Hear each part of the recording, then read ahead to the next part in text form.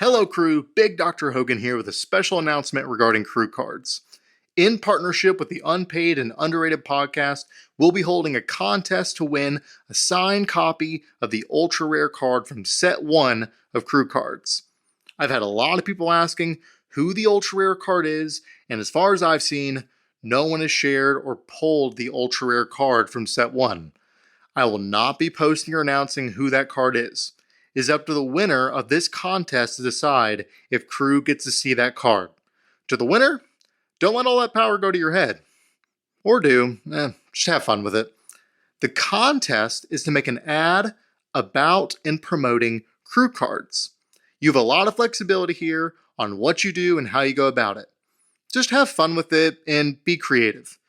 The idea behind this is to create more interest and engagement in the project as Set 2 releases upcoming Arnold weekend. Some general ideas that might be helpful as you plan out your ad. First, you get the opportunity for your own crew card by being on the Unpaid and Underrated podcast. Second, you can get a pack of crew cards by coming to major Massonomics crew events, things like the Arnold, Home Gym Con, Live Hard, Live Easy, and Crew Falls.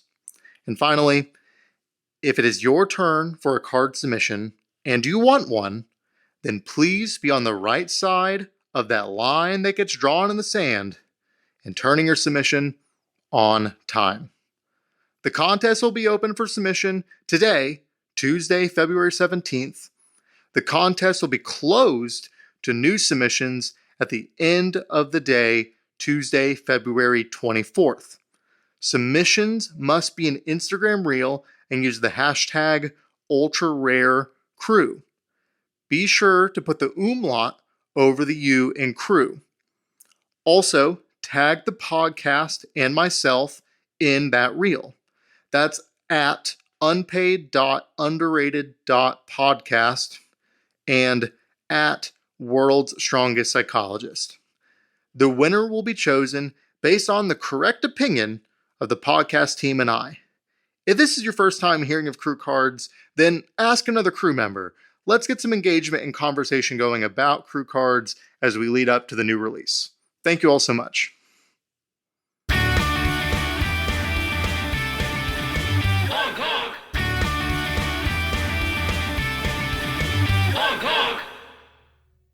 Welcome back to episode 4640 of the Unpaid and Underrated podcast. Podcast by crew for crew, attended by crew. Tonight, but often mocked by crew. So I am one of your hosts, Big Joey. I am joined as always by Big Keith. Howdy, howdy. And our new host today is Big Curtis. What's happening? I forgot to change my name on the episode. I've already effed up. So we're just going to call you Big Kurt. Otherwise known as the Kurt Locker. Yeah. So, interesting. The gym is the Kurt Locker. I'm just Big Kurt. Okay. Yeah, okay. I can't represent the gym. That holds me. All right. I think I might not have ever put that. I've known you for like 6 years. I don't think I've ever put that one together. I probably have and then forgot. So but that's good to know. I'll keep that in mind. I am wearing the Unpaid and Underrated hoodie. Just a side note, I put Tiger Balm on some of my tendonitis today, and my arms immediately went as red as the Massonomics logo. So I am on fire right now. Underneath, I am wearing a Deadlift Till I'm Dead shirt that says, "Fuck this, I'm going to deadlift." It is one of my favorite shirts. I might wear it to work tomorrow and see how much trouble I get in. What are you guys wearing? Anything cool? Barbell Rescue shirt, representing Big Kim for another podcast. Yeah, strong and silly. Nice. The old silly goose T-shirt. That's I think that's the original.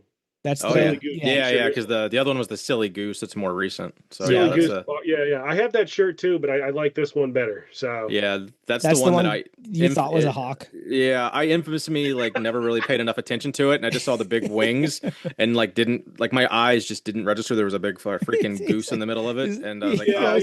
that's just like a big eagle or a hawk. I thought it was a hawk, and we were like, so.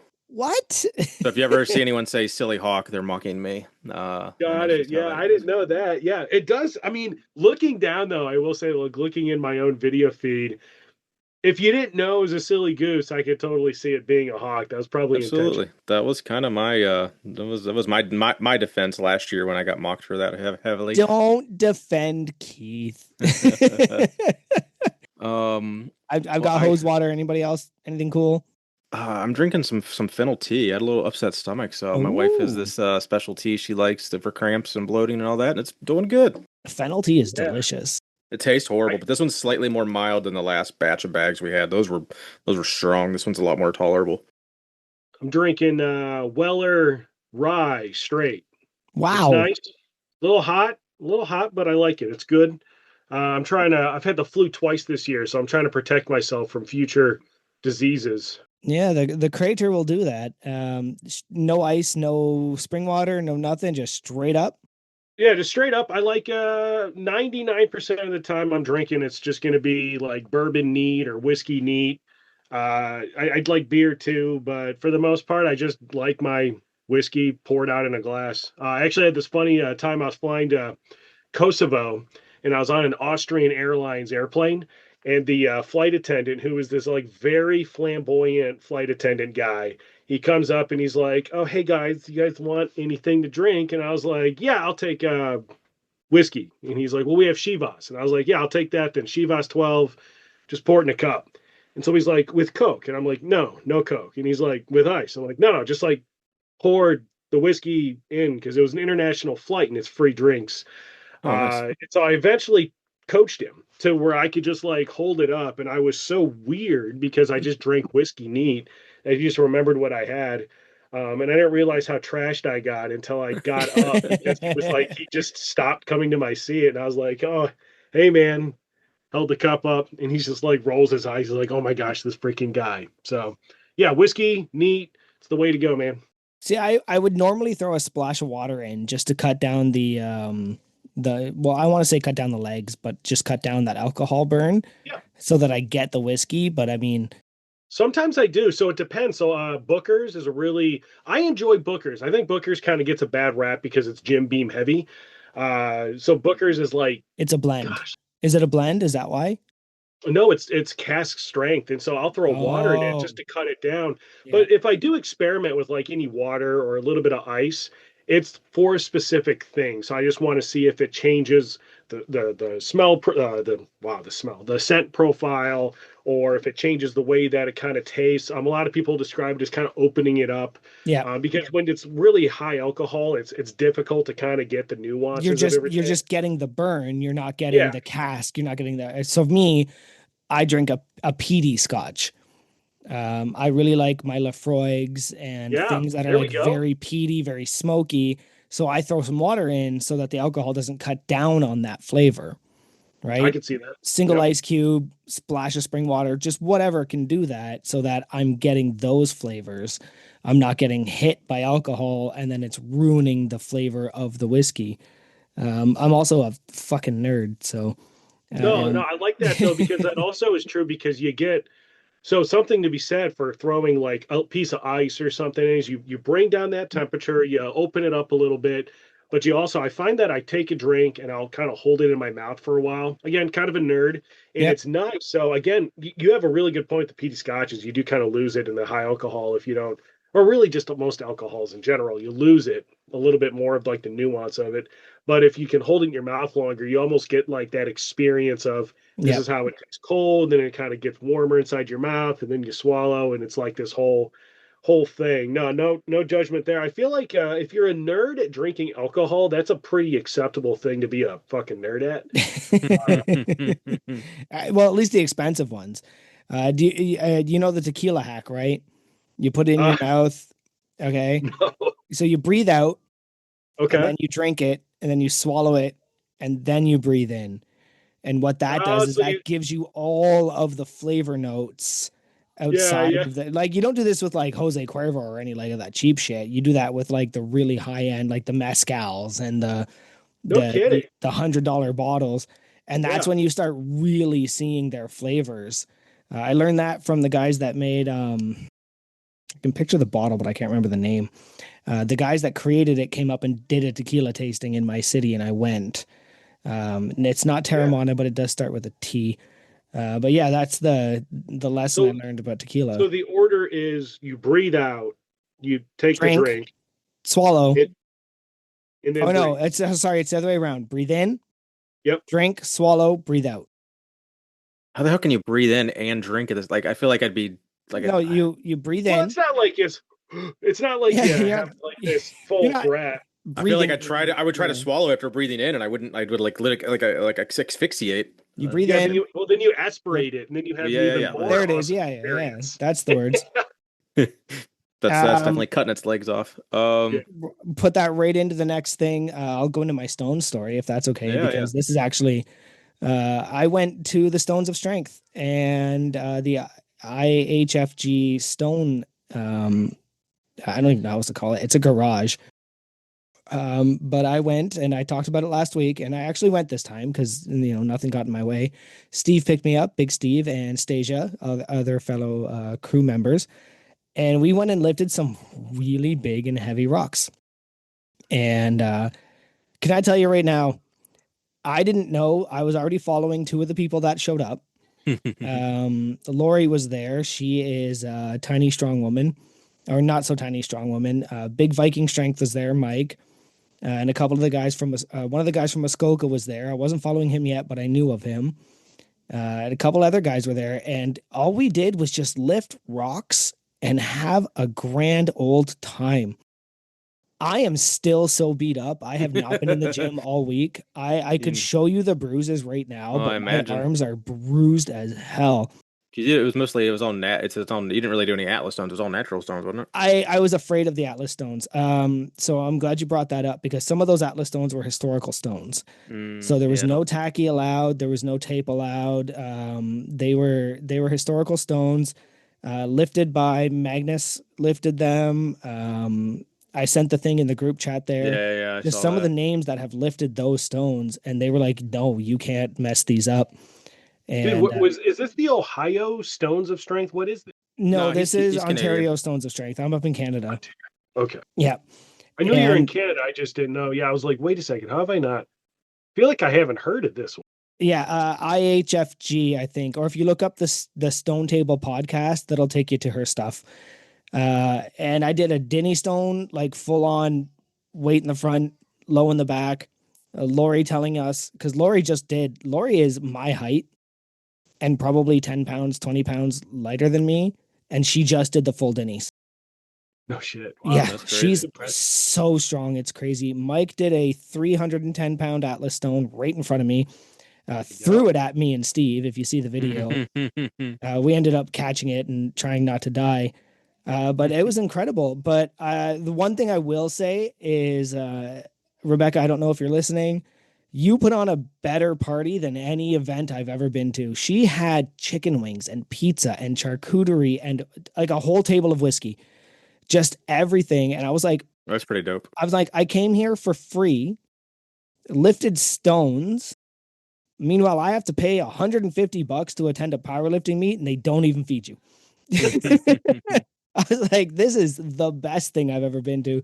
But yeah, I got the 240-pound stone into my lap, which I did not think was going to happen. Kurt, I don't know how much you know about me. I weigh 150 pounds. So I got that stone.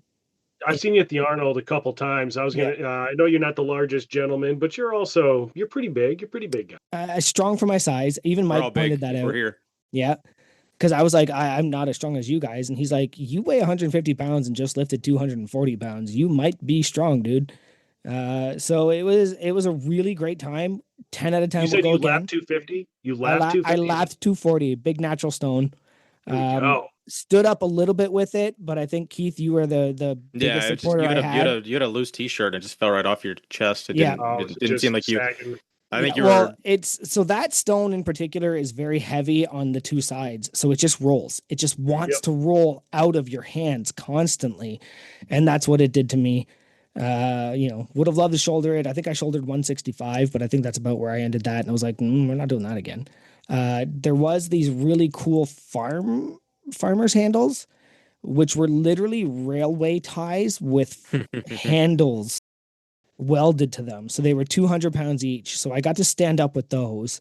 Wanted to walk with them, but there was no room to walk with them. But yeah, that was a hell of a time. So How long were so you talk about, you don't mean railroad ties, you mean like railroad gauge, like steel? Yep. Like Yeah, stainless yeah, steel because or the railroad wood? ties are the wooden part that goes Okay, yeah, okay. So yeah, perpendicular, they were railway whereas The rail. rails. They were yeah, the Oh, rails. rail itself. Because I was man, like, that's so cool. I have that is actually pretty cool. tried to make those before. Like I have That's tried to like get material to make those just because that exact design would be really cool. And we have a thing local here called Railroad Days because there's like 70 billion different freaking railroad tracks that run through this little neighborhood. And I was like, we should do a strongman competition and just do it all railroad themed. So like have a railroad tie frame or something, or Mm. have all these different themes. And they're actually really hard to get, or at least I found that they were really hard to get. Hmm. If I'd been able to get them, I would have them. But that is freaking cool, dude. Love it. I think she wants to do the next one in the summer, so make your way on up. I just might. You never know. I'm traveling a lot, but I think a nice trip to go pick up some rocks. I am known by my daughters as the rock person. They'll point things out while we're hiking or something. They're Yeah. like, "Dad, do you like that rock?" I'm like, "Yeah, that's a nice boulder." Nice. Oh, I have a couple of things to share. One positive, one negative, essentially. So I'll go with the positive. While watching the Massonomics video this week, there was a bit where Tanner was kind of going on about the dinner at the Eagle and how, they're not having a booth, but there's going to be a bunch of us, like 40, 50 of us getting dinner together, etc. And I had pretty much decided not to go to the Arnold this year, like months ago, when I was just kind of doing the budget and realized we spent tens of thousands of dollars the last couple years to travel and see my friends. And it's just, I got to cut something out. And the Arnold was the easiest one to cut out, but it was also the easiest one to do. So, while we were sitting there watching the video on Sunday night, the wife had kind of went ahead and just booked the hotel and just said we were going anyway. So I was like, kind of surprised me with that. So we will be going down just for Saturday. We probably won't leave here till like mid morning, maybe. I don't know. I don't even know if I would even want to go to the venue or to the expo at all. But because it's like $60 just to get in. Now it's gonna be like up to $60 for 2 hours at the venue. Go back to the hotel for a minute and then go out to dinner. But it's a long drive just for the dinner. So we'll see. But I was about right to now, ask you guys are going to drive it down. yeah, it's a 6 hour drive, so it's not too long, but it's not too short. It's just kind of that like pain in the ass drive, but it's doable. Whereas before Yeah. we'd come down for a couple days, but then you go more than one night in a hotel, and that just gets atrocious. So we will be at the Arnold this year. So that is the plan as of it stands right now. And then Well, now I I feel had a like little. I have to go. Like Well, yeah, I everybody. mean, Yeah. yeah, you gotta just they're I don't know if you caught last week's episode yet, but it was they're really selling. I think it's up to Tanner texted me when I told him it was going. I think we're 42 confirmed people, and I don't know how many of those are spouses or whatever. But it was like last year, we just had like a little part of the room, and then it was a pain in the ass because we were trying to bar crawl with like 30 people, and we should have just kind of stayed where we were at. But this year we have the room that we were in plus like a whole bar section and more tables and stuff, so we can accommodate, as you know. I think it was 50 or 60 people, so it's not that. There's definitely still room for people to get in, so I'm excited. So that'll be fun. But the negative story I had this week was I had another sandbag incident. Anyone familiar with me knows how much shit I got for the Lift Hard Live Easy when Jake and Tanner's big mistake bag that they used a broken bag and made maybe the asshole that used it first, and then it really broke after I got done with it. So yeah, I was shouldering a 200-pound Rogue sandbag. It was just kind of off the cuff. I was just like, oh, okay. I think I had done it because I'm doing static strength in a couple weeks, and the local guy that puts it on throws in a optional stone event at the end just to kind of, if you're going to charge someone $100 to do an event, essentially at least throw in something that he just, it's not part of static strength, but it's just part of the show that he's putting on. So I'm like, I don't have stones, obviously. So I haven't done a sandbag rep in a minute. So, I was doing some sandbag over bar, and I was like, I haven't done this in a minute. Let me shoulder it. Because I was really not sure what the Lift Hard Live Easy. We have a mystery event coming up this summer, so I'm kind of like making trend. Yeah, so I got to be able to if I had to guess, I think it's a natural stone to shoulder, but we'll see. Nate, So it's probably the stone that took out Tron. but I'm basically trying to just cover all my bases. But anyway, I did stone to shoulder with a bag to shoulder, and then instead of like sitting it back down and putting it back away, I walked it over, and where I've been storing them, it's right next to my dumbbell rack, and then I dropped it from shoulder height, and it landed right on the damn sharp corner of a dumbbell rack, poked a fucking hole in it. So, and it was Is just it right a on the slow corner. leak or was it catastrophic? I mean, it was like I could. I don't know. It's a two-finger hole right now.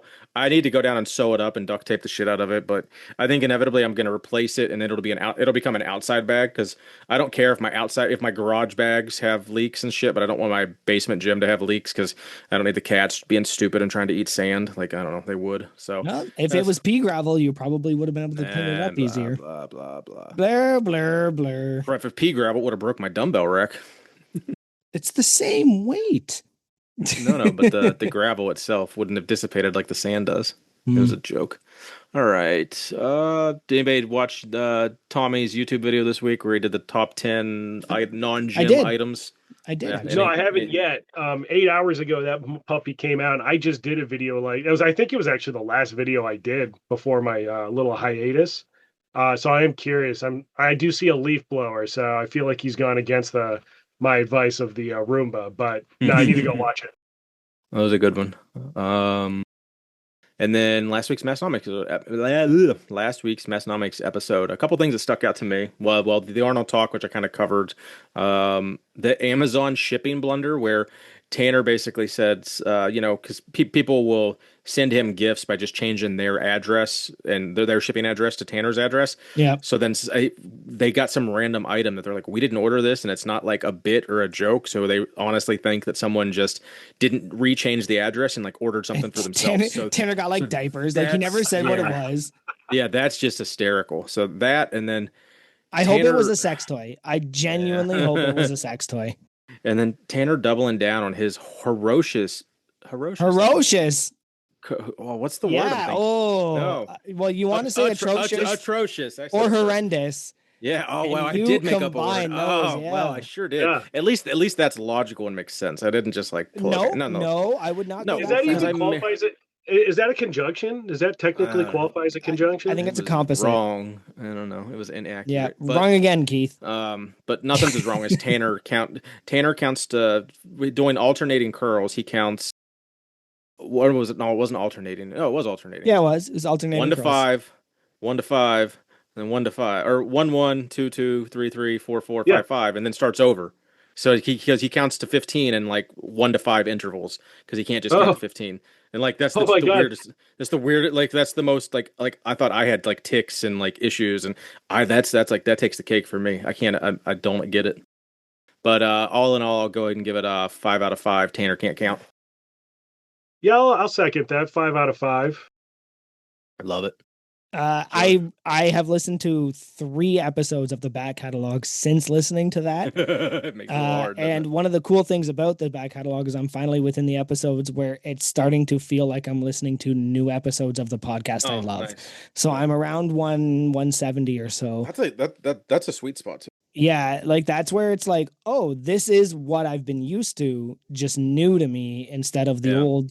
I can't wait until the new intro comes in. So I'm going to give that 5 out of 5 random Amazon sex toys.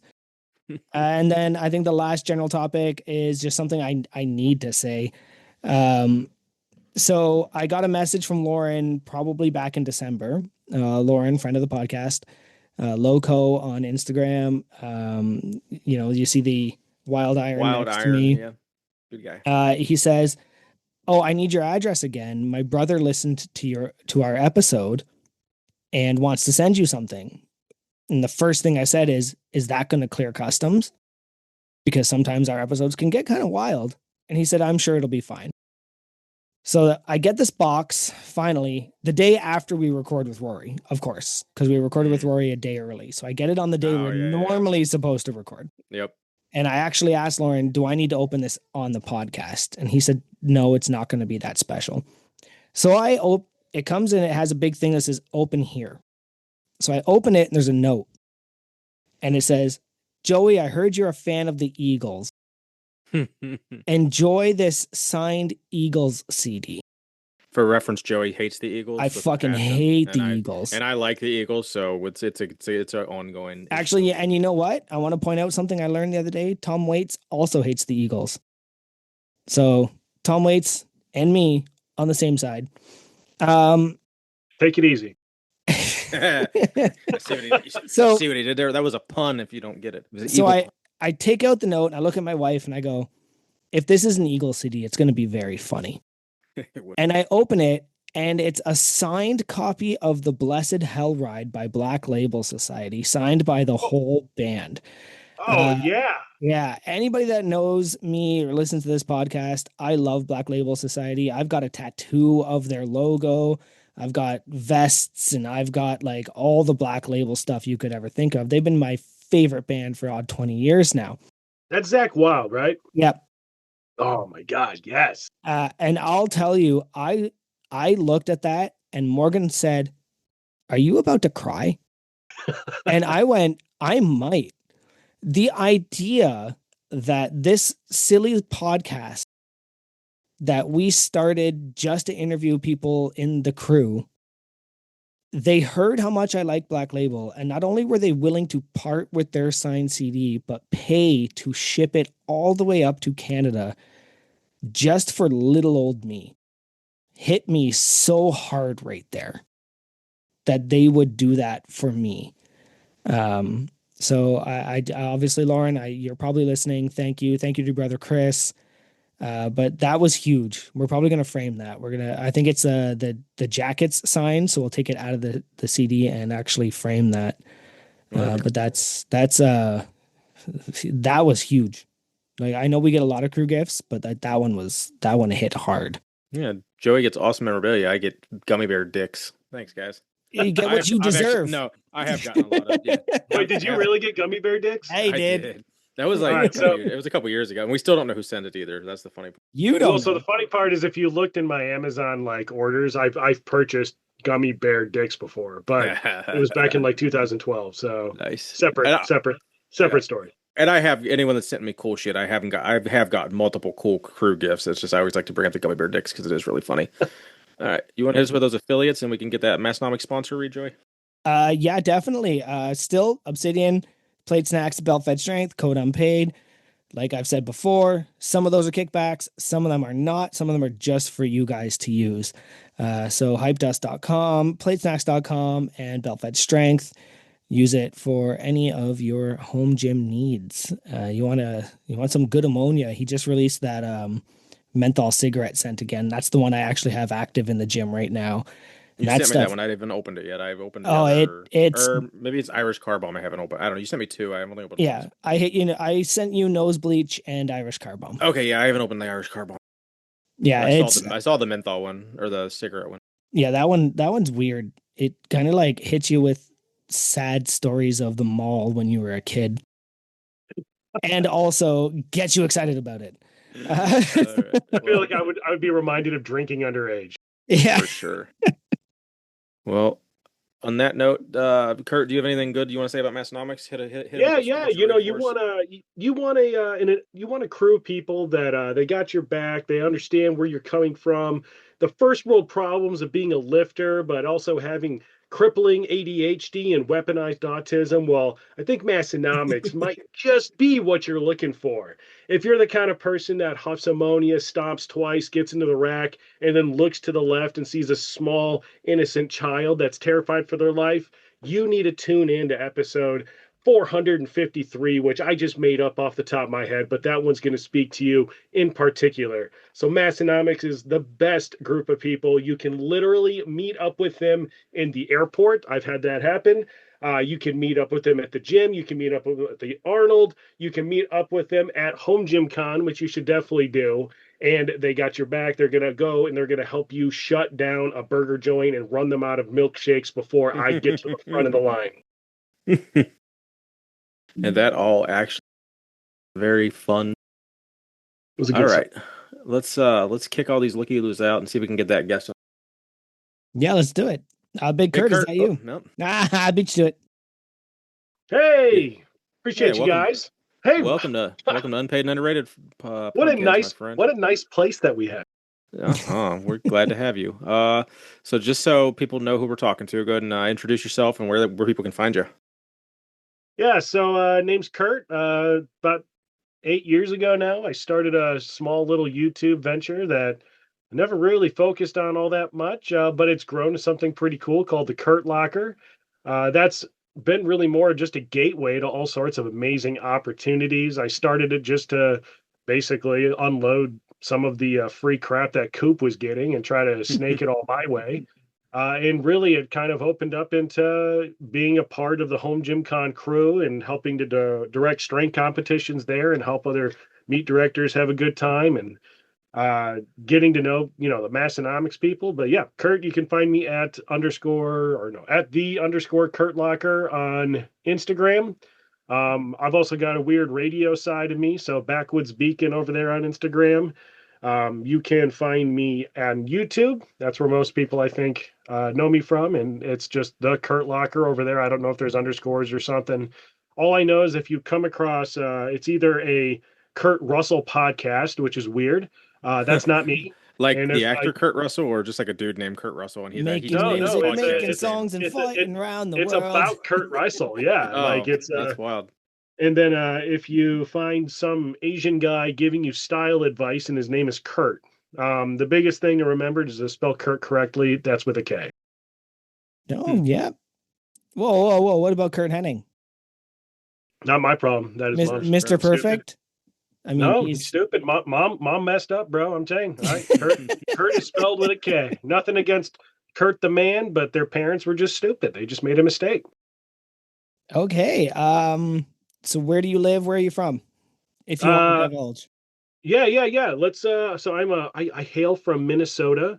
Years and years ago, I lost that Minnesota nice part of me and stopped blocking federal law enforcement from. Oh wait, no, I never did that. I live in Ohio right now, and I'm retired military, enjoying my facial hair and my hip that no longer works, and all sorts of good stuff. We don't need hips.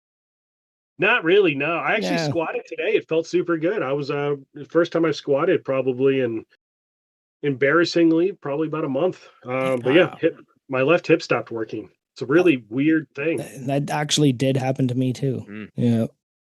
What happened with yours? So like mine has just been I kind of lose control of it. Yep, that's what happened to me. Like it's just dead. And so yours is better now. So like what happened? I was training for my first competition, actually, my first powerlifting competition. And I was doing, I want to say, the last strength block. And it just went. Like I deadlifted and my hip just went. Yeah. I got through the competition, went to physio, and it turned out that I had just sprained it so that the entire interior, so you know your hip is like a joint in a socket. Yep. It was all scar tissue. It was 100%. Like they did the MRI and everything. They were like, "That's just scar tissue. You're fucked." So I had to go and go to several sessions of laser. And then the chiropractor, who was also a lifter, he had this really great idea where he would jam his thumb into my hip flexor and make me move my leg. That sucks. Yeah, sounds like it would. That's the most pain I think I have been through. But I decided, like, I will tell you, I fought going to physio for so long until one day I was doing body weight lunges and my hip gave out and I fell. Like I full on fell. As a 39-year-old man, or however old I was, I just fell on the ground like a weirdo. And I was like, I'm going to have to get this looked. I think it's time. Yeah. Yeah. So all they had to do was they had to just get rid of the scar tissue, which it's not a pleasant scenario. It is very painful for quite a few sessions. Well, they just did x-rays on mine, which also I do have somewhat of a funny story about. So when you do x-rays for your hip, I would sit on the table to demonstrate, but I would hate for this to all of a sudden become an x-rated show. But basically they have you sit like a frog leg thing going, like where it's open. And then they take a picture of your pelvis. So all I'm going to say is that pull up the photos, and civilians have this really cool app. So now that I'm a civilian, I have this cool app where I get to talk to my doctor. And I know that I sound really dumb right now to like 99% of people, but it's called My Chart. Yes, and they send you the photo. It's so cool. Like I didn't have that. That's not a thing. Oh yeah, that makes. So they sent me the two images of my left hip. And in the very first one, I see like this weird shape coming in right next to my thigh. And I was like, "Is that my fucking dick?" And of course, my wife is like, "Let me see." And I go to picture number two, and sure as shit, like absolutely. I imagine that we could swear on this, but like, Yeah. Yeah, Oh yeah. absolutely. Yeah. yeah. So sure enough, it's like a full on, just like perfect silhouette of my fucking wiener. And Well, at least they didn't see the gerbil. yeah, the gerbil wasn't in it. Yeah, thank God I was at an angle, so they couldn't see Yeah. it. Yeah. They couldn't catch the gerbil. And then my wife was Oh my disturbed because God. I immediately downloaded the photo and then Oh sent yeah. it to Send like it to a your buddies. select group Of of course. people. Yeah. And she's like, "I thought that X-rays burned through all the soft tissue," and I was like, "They No do." soft tissue here, baby. It was a hard tissue tonight, honey. But they did That's find some arthritis or whatever. So I start Oh, my okay. physical therapy stuff soon. I got to travel next week for work, but the week after that, I get to go see physio and start working through that whole process again. So, I you go kind of hard, hope Rich. they do, but I kind of hope they don't do the You go hard. thumb and the flexor thing. well, at least if they do it now, if they start to stick thumbs in me, I'm going to think about a big bearded Canadian guy I know. Oh man, it was one of those like he would do it and I would like whine the whole time. And then when he was done, I'd be like, damn it, that feels so much better. Like I feel you like I'm going to be on the stupid little chair thing held up and I'll be like, "Big Joey!" I think one of the funniest things, if just sorry, Keith, I know we're hijacking this, but this is unpaid and underrated. This is what we do. Yep. I've told this story before. Is the physiotherapist was not a lifter, but the chiropractor that was handling me was. And she hands me a 5-pound kettlebell. And she goes, I need to see how much you can squat with this. And the chiropractor walks out, looks, and goes, you might as well give him a balloon. Like, give him the heavier one. That's ridiculous. Because at the time, I had just done a 350-pound squat at my meet. Yep. Right? He's like, you're not going to be able to tell anything. You need to up that weight on him. And I was like, aw, thank you. It's like the opposite of a backhanded compliment. What's the opposite of because like a backhanded compliment is like, Yeah. "Oh, well, you sure are smarter than you look." So Yeah, that one yeah. is like actually, I guess it's just a compliment. Yeah, But it's just a like, regular compliment. So Kurt, how did you find Massnomics in general? The podcast, the Instagram. How did you stumble across the boys? so I mean, I was aware of Massonomics just kind of tangentially through the lifting community. 2018, I think, was the first year they had a booth, maybe. Probably. And Something like I that. was at the Arnold that year, working with Air Force recruiting because they were trying to get whippersnappers to try to join the job I used to do. And like I was aware of who they were, and I'd run into them or whatever. I was like nobody at the time. Like at the time, the YouTube, I don't even think it was monetized yet, so I was like under 1,000 subs. But it kind of went on a lull there for a while, and it got brought up weirdly by Mike Bartos. I was chatting with Big Mike Bartos, and he's asked what I thought about the Massonomics podcast, and I was like, honestly, it's been a hot minute since I listened to it. And then I really owe my crew status to Big Coach Carp. That's what I Uh, figured. That's two Yeah, weeks so- in a row. Yeah. Carpenter's oh, a lot is of it really? guys. Wow, yeah. Oh, so I guess you guys just had Rory. So Yeah. Rory Yeah. was our last. But yeah, so I coached. So I have a master's in exercise science. I coach people that I know. I don't like publicly advertise I do too much of it because honestly, I don't have that much bandwidth for it. But I coached Eric for something. I don't remember what it was. Shit, probably remember that. It's years ago now. And I didn't charge him anything, and so he bought me a nice rack T-shirt, my first drink spotter, and basically just kind of drew me into the community. And from there, I bought my supporting membership and all that. So yeah, Thanks, long Coach story. Carp. Good guy. Yeah, Eric is like He really good. is a good guy. He's got to work on his talk to text ability because those typos are. And then it's like I get into one of our group chats that he's in, and I'm like, man, what the fuck did this even mean? Like, and then he's like, and I'm not good at. I have bad typos. But Oh, like, yeah. if I'm like Can a confirm. 6. I'm a 6 and he's a 9 for sure. Yeah, but he also lives like in Tennessee, and Tennessee is a lot of great things, but like it's not like you're from Alabama, but it's also not like you're from, Ohio. No, he's definitely one of the first guys that'll give you a shirt off his back. Yeah, he would. Yep. So you've been around a long time, Kurt. What is that one piece of Massonomics merch you've seen one of your buddies wearing or hanging in their gym, and you're like, oh, I'm gonna go grab that, and it's just not available? What's that one thing you wish they would bring back? Bring back. Shit. That's a really good question. Bring back. Because a lot of the Uh, stuff they can't sell anymore too. Because like a lot of the beer parody shit, they've had to nix. so I would have to say it would be one of the banned pieces of merch because like that's missing from my card is I don't have a banned piece of merch. So I'm gonna go. Is the Buddy Light shirt count? It is, yep, 100%. Yep. That's banned. Yeah, I'm gonna go with the Yeah, they Buddy get Light they got shirt. like a cease and desist from like someone pretending to be their lawyer or someone that could No, be no, not his the lawyer. Buddy Light one was directly from Ronnie Coleman. Was that okay? Yep. Oh, it was Yeah, all the other stuff, any of the Coors or Anheuser-Busch stuff Yeah, that one was was like- that story. yeah. You're right. But the Buddy Light was directly from Ronnie Coleman because that's when he was about to launch his supplements. Yeah. Mm, Sometimes my mind remembers things, not very often, but it soaks up the weirdest thing. yeah. So you just mentioned your Hall of Fame status. After tonight, what is your status? I think I'm owed something at this point. Shit, I remember Cup you level. guys saying to have that ready. It's all up good. there. It's up there. Like I don't know. There's like 12 things on it. 12, 15 things. There's 16, and you need 12 to get into the to get sippy cup level, and then 15 I to think be I'm- jacket level.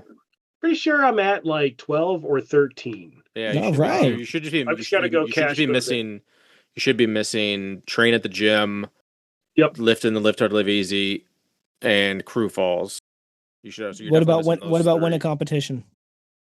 Win a Should comp. notice. Oh no, I won that. I won. I got super lucky. Won like the $2 bill one like 2 years ago. I got like $100 in $2 bills or Oh something. damn! Oh hell That was yeah! pretty cool. So theoretically you're at 13. So Tanner, double check that with him, and I think he needs a cup at the Arnold if he makes it. Yeah. I just need to keep up on the checklist is all. But yeah, I've got a lot of them. It's just basically I got to come up to. At this point, I got to go to the Dakotas on a great And- adventure. And that's going to be hard considering the home gym con is either last year it was the fucking week before, this year it's the week after. I wish Jake was able to keep it in April because that worked out perfect for crew members that want to space out their shit quarterly. But hey, and he's got limited options, so I get it.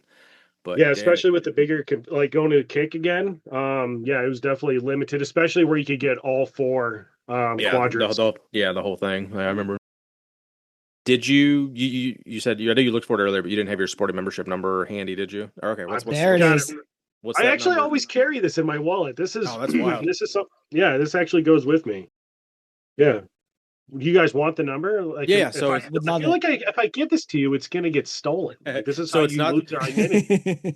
we had a guy the other week that thought the 42069 was like a select to him, but so just for clarity, that's everyone has 42069. It's only the couple numbers after that. Well, Yeah, Yeah, it's the last four digits. three. Yeah. Oh, I guess it should be 0 something. Yeah, something. 0143. Oh, that's Uh, pretty low. That's not bad. That's And it's probably lower now. yeah, for sure. There was a minute there. Tanner was telling everyone their updated numbers, and for the most part, everyone's dropped anywhere from like 5 to 30, depending on when they came in. Because we've had a lot of, as many people come in, people go out, and it's just kind of the circle of life. What a bunch of freaking quitters. Right? That's what Yeah. I said. Dead to me. They're dead to me. My mama didn't You- raise no.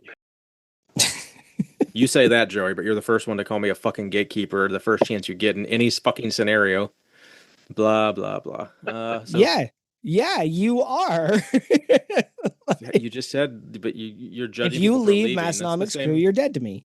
that's and me being gatekeeper. That's a gatekeeper personality, and I'm appreciative.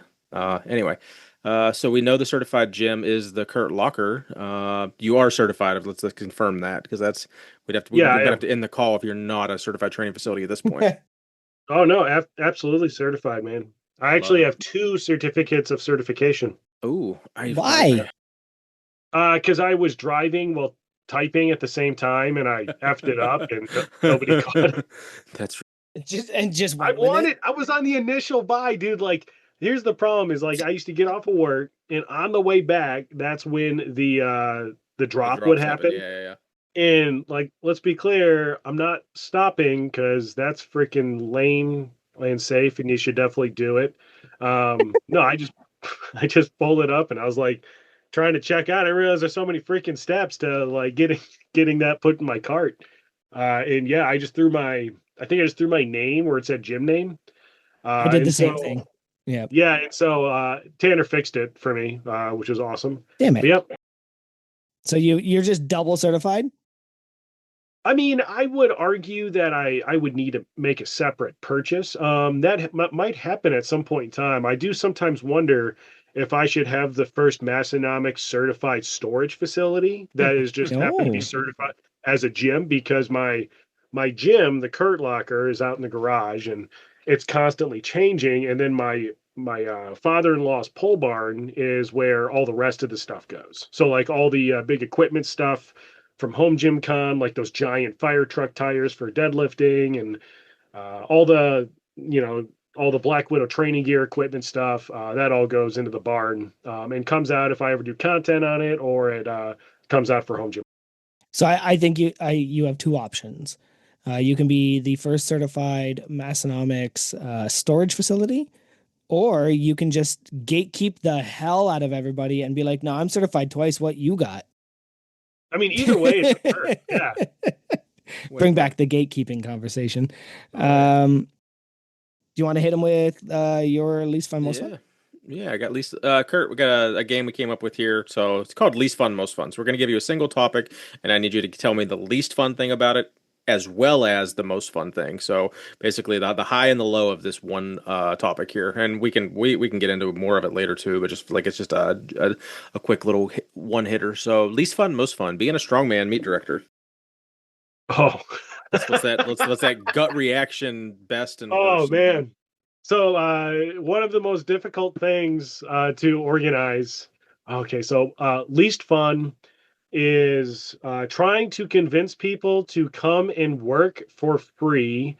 I can't pay your hotel for the most part. I try to, but I can't pay all of your hotel. I can't pay all of your expenses. But my least favorite part is trying to talk people into coming and helping. I do have a solid crew right now, and we kind of have some hacks, but that's my least favorite part. My favorite part is, gosh, so that's like a big high. So like picking out like one high out of all that, I think it's got to be so like it's got to be awards, and it's not because it's cool to see people get first, second, third. It's because it's cool to see people get things. So for both years that we've done the throwdown at Home Gym Con, every single athlete has left with something. That's awesome. The first year, it was like a bunch of equipment we gave out, but like that's all during awards that happens. And then this last year, watching Nick Best hand out all the trophies, and like I've never, I mean, Doug Madewell's given me a trophy before, and he's technically a pro strongman because he's been around the block forever. But like I've never been handed something like, "Hey, you did great. Here's a thing," from a pro strongman. So like watching the people that won get their awards, and then also like being able to see everybody leave and they had a good time, like that conclusion bit is probably the high. Good answers. That was a very good Yep. answer. Very good. I like that. And then Joey's got one for you. One of the ones I always ask. So let's say you're about to go do a big lift and you have your choice of any person ever, fictional, living, dead, anybody. Who's the person that's going to slap your back and hype you up before that one big lift? Anybody? Anybody. Man, that really opens up the aperture. Yeah, we've had a gauntlet of answers from like, some bodybuilder to like the guy's like dead grandpa. Yeah. It's wildly interesting what people answer. I don't think it's going to be a family member. I'll say that. So I'm going to start with ruling out the people, right? So it probably won't really be a family member because nobody in my family gives a shit. Mhm. So like, sure, it'd be cool to have like my 9-year-old hype me up or my 7-year-old hype me up, but I know you want to say that, but meanwhile, I'm like, I'm going to lift, and my daughter's just going, "Daddy, daddy, daddy, daddy, daddy." That's an outside chair, and you're like in the middle of a big overhead press, and you're like, thanks, honey." Dude, I think back to like, I don't know, like I've been obsessed with like military history forever, and so for some reason I keep coming back to like who is like a true American badass. The Undertaker. Yeah, not a bad that's answer. the real Dude, American badass, that I would knock believe. me over. And someone that also wouldn't destroy my back in the process. Was it who was the guy from? Nah, because he wouldn't give a shit. You know what? I'm gonna have to settle on this one because I don't know the right answer at this point. I think I'm gonna have to go with who's on the. It's Jefferson that's on the $2 bill. No, yeah, Yep. Yeah. Yep. I'm gonna go with Thomas Jefferson. Thomas Jefferson. Good Yeah, answer. but the swole version, not like Yeah. Not I, the, I Jefferson, really, the Jefferson deadlift T-shirt, Thomas Jefferson. Yeah. yeah, but I mean, because that's the real Thomas Jefferson. yeah, Like, I don't not want the horse teeth dentures guy. not the fake one. Yeah, that's the Yeah. fake Thomas Jefferson. That's like something that the history teachers made up. He looked like the guy on the T-shirt, and I was really happy when the Massonomics guys had that very photorealistic They took that trace. bold stance to show the real Thomas Jefferson. So we're gonna go T Jeff, and also because T Jeff was dude, he slayed in France. I don't know if you know your US history well, but when he was our ambassador to France, right, yeah, like during the war basically. uh him and Benjamin Franklin like slayed, dude. Like they did good. Right. So anyone that knows Kurt Locker knows, he's was a career military man and just recently put his paper. Was it the last summer or this? Yeah. So it was like So 6 months ago, so ago, right? yeah, sort of. It Okay. was so technically I became a civilian on 1 November. Okay. So somewhat recently, but I Gotcha. did what's called a skill bridge program in there. So basically 6 months of my life was spent. I founded a small business, and I don't do anything with it, but I didn't have to go to work for 6 months. Nice. There you go. One thing I was sitting at before I came on here, Stephanie had just got home from a work thing, and I was like, "God, we're having like you've met my wife a couple times at home gym cons." I was like, "Oh, we're having Kurt on tonight. What do you have? Any questions for him?" And she's like, she was like, "Well, now that he's retired, is he just as busy as he ever was?" And I'm like, "I'll ask you." Yeah, so busy, but in a very different way. When you're so I was a bomb tech in the Air Force, and you kind of know your job, right? So like you might deploy, you have to go train, like it's very regimented. It's this is the rules. There's no Don't get me wrong, there's some curveballs to EOD, but it's very much easy. So going in transitioning into civilian life, I'll say that all of a sudden the amount of work I can get done is now associated with how much more extra work also gets added to the top. So I've become a very integral part of my new company that I'm a part of.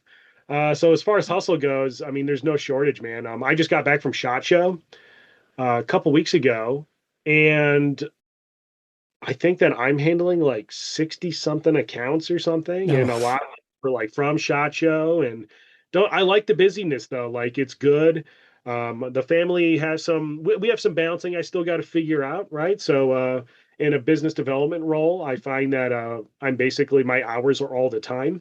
So I need to do a better job of like setting boundaries probably.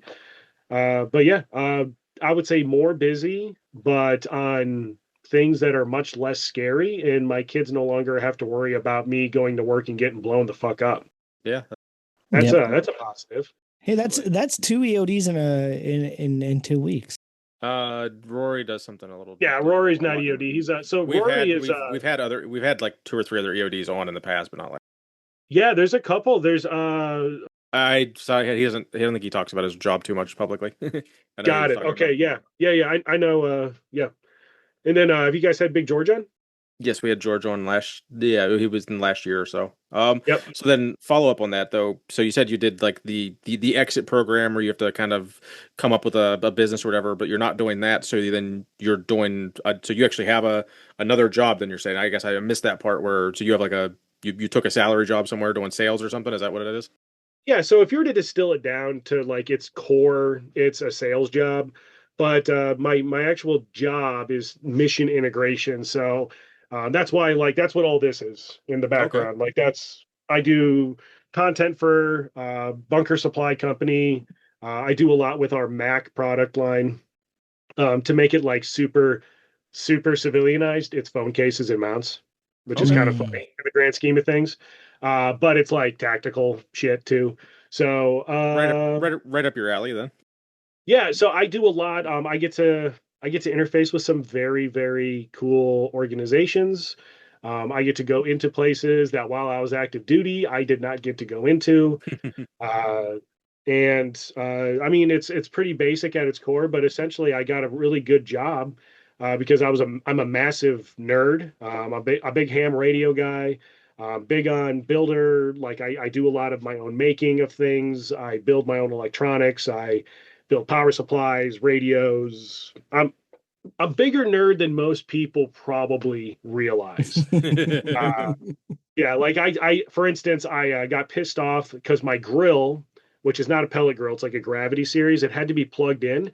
So I designed and catted a power supply holder. I actually have the battery for it. So like here's the battery that I ended up putting in my grill. I just brought it down here for the winter, and basically it holds it up in there. And wherever I move my grill, it will power my grill for like 20 something hours. Hmm. And you can also like charge it, and it's all fused and protected. I removed some safety features, installed some other features, and I'm that weird guy that like if I'm like, hey, do you want to put a radio on this that like sniffs out Keith's cell phone, and every single time Keith walks within a certain distance of this, I get a voice alert or something like that. I can build. Interesting. So, or I can do like your Wild. headphones or your watch, or I can do any number of different things. But yeah, I do all sorts of nerd crap. But I love it. It's great. It's a great job. And my wife loves it because used to be I had to buy all this crap for myself. And all of a sudden there's businesses that are like, here, make me a thing. And then the ham radio, that's part of what you're doing, or that's just another side obsession, or Yeah, what's it's just another hobby. gotcha. So another hobby. I when I was military, I had all the military radios, and basically I could do anything on military frequencies that I wanted to. So we would just do things. As about gosh, man, would have been about three years ago. Had somebody take me out, and he was a military dude, and we went and did an HF communication using an NFED half wave antenna, which is just a wire, right? So like we set up this random wire, we sit out in the parking lot, and the dude gets on his mic, and he just happened to get lucky, and he got some freaking guy in Ukraine, like Oh in a wow. parking lot, and it just immediately like my brain was like this neat. I want to do that more. Uh, so Nice. got my license and truly enjoy it. Like I think it's a part of the. There's a lot of people out there that are trying to get prepared, trying to do preparedness type things, and there's like this negative connotation to getting your ham radio license, because people don't want to follow rules. But it's been nothing but great for a lot of the stuff I do. I've got a few radios. I don't know. I've got one main VHF UHF rig that I carry. I actually have fried my garage door opener with it. Um, that was a fun little happy accident. I then fixed my garage door opener, but Oh, there you go. uh, and then I've That's got like two nice HF rigs that I do stuff with. And my farthest contact, I'll sit out in the backyard with my daughter, my 9-year-old, and she'll operate on my license. Her furthest contact, she talked to some person over in the United Kingdom, and my furthest contact was a guy from my backyard all the way to Syria. So dang. it's That's just so it's cool. fun, man. Yeah. It's when you're a kid, like walkie talkies are the coolest freaking thing in the Oh world. yeah. And then at some point, they just become like either utility or kind of lame. Like people judge you for being a nerd. And I just got to the point in my life where I was like, yeah, like I don't care what you think about me. I think this is really No, that is so cool. Yeah. No, geez. What are you thinking there, Keith? Oh, so always just a strongman. I saw some pictures of you on Facebook there. When did you basically really dive into strongman? Because I think one of the pictures was you, talking about how small you were and how you thought 175 was a heavy weight. And I guess I'm just kind of like, give me like the timeline, because being in the military that long, was it more recently that you got jacked and started competing, or has it kind of always been a little something you've been doing? solid question.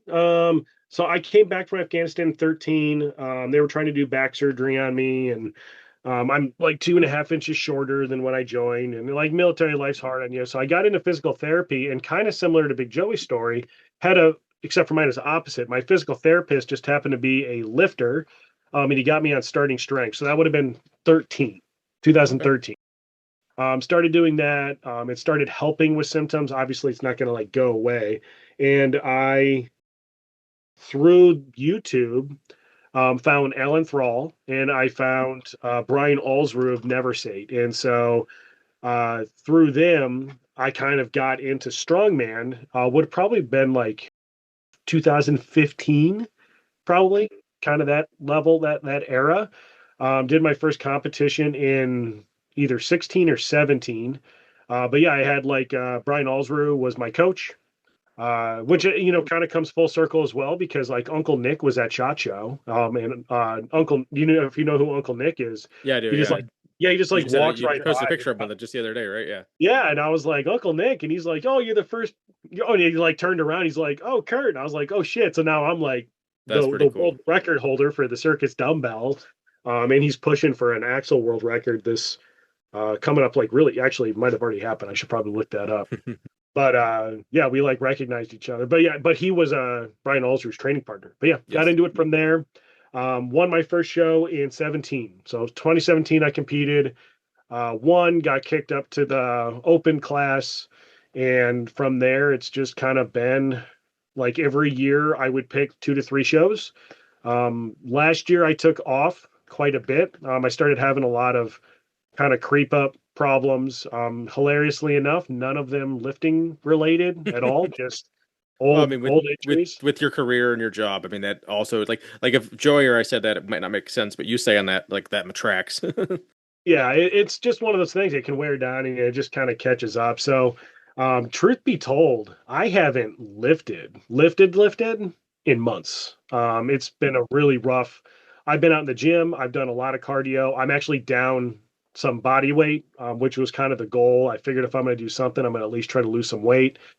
It's not aggressive by any means. I'm still over 200 pounds, but yeah, it's been a really weird. And then it just got freaking cold, dude. So Yeah, for sure. like, holy shit. Yeah, You but don't yeah, have a heater strongman up. would have been I guess strongman. If we count strongman by when you started training, it'd probably be right around 2015. And if you count it from when you started competing, it'd be 2017. Nice.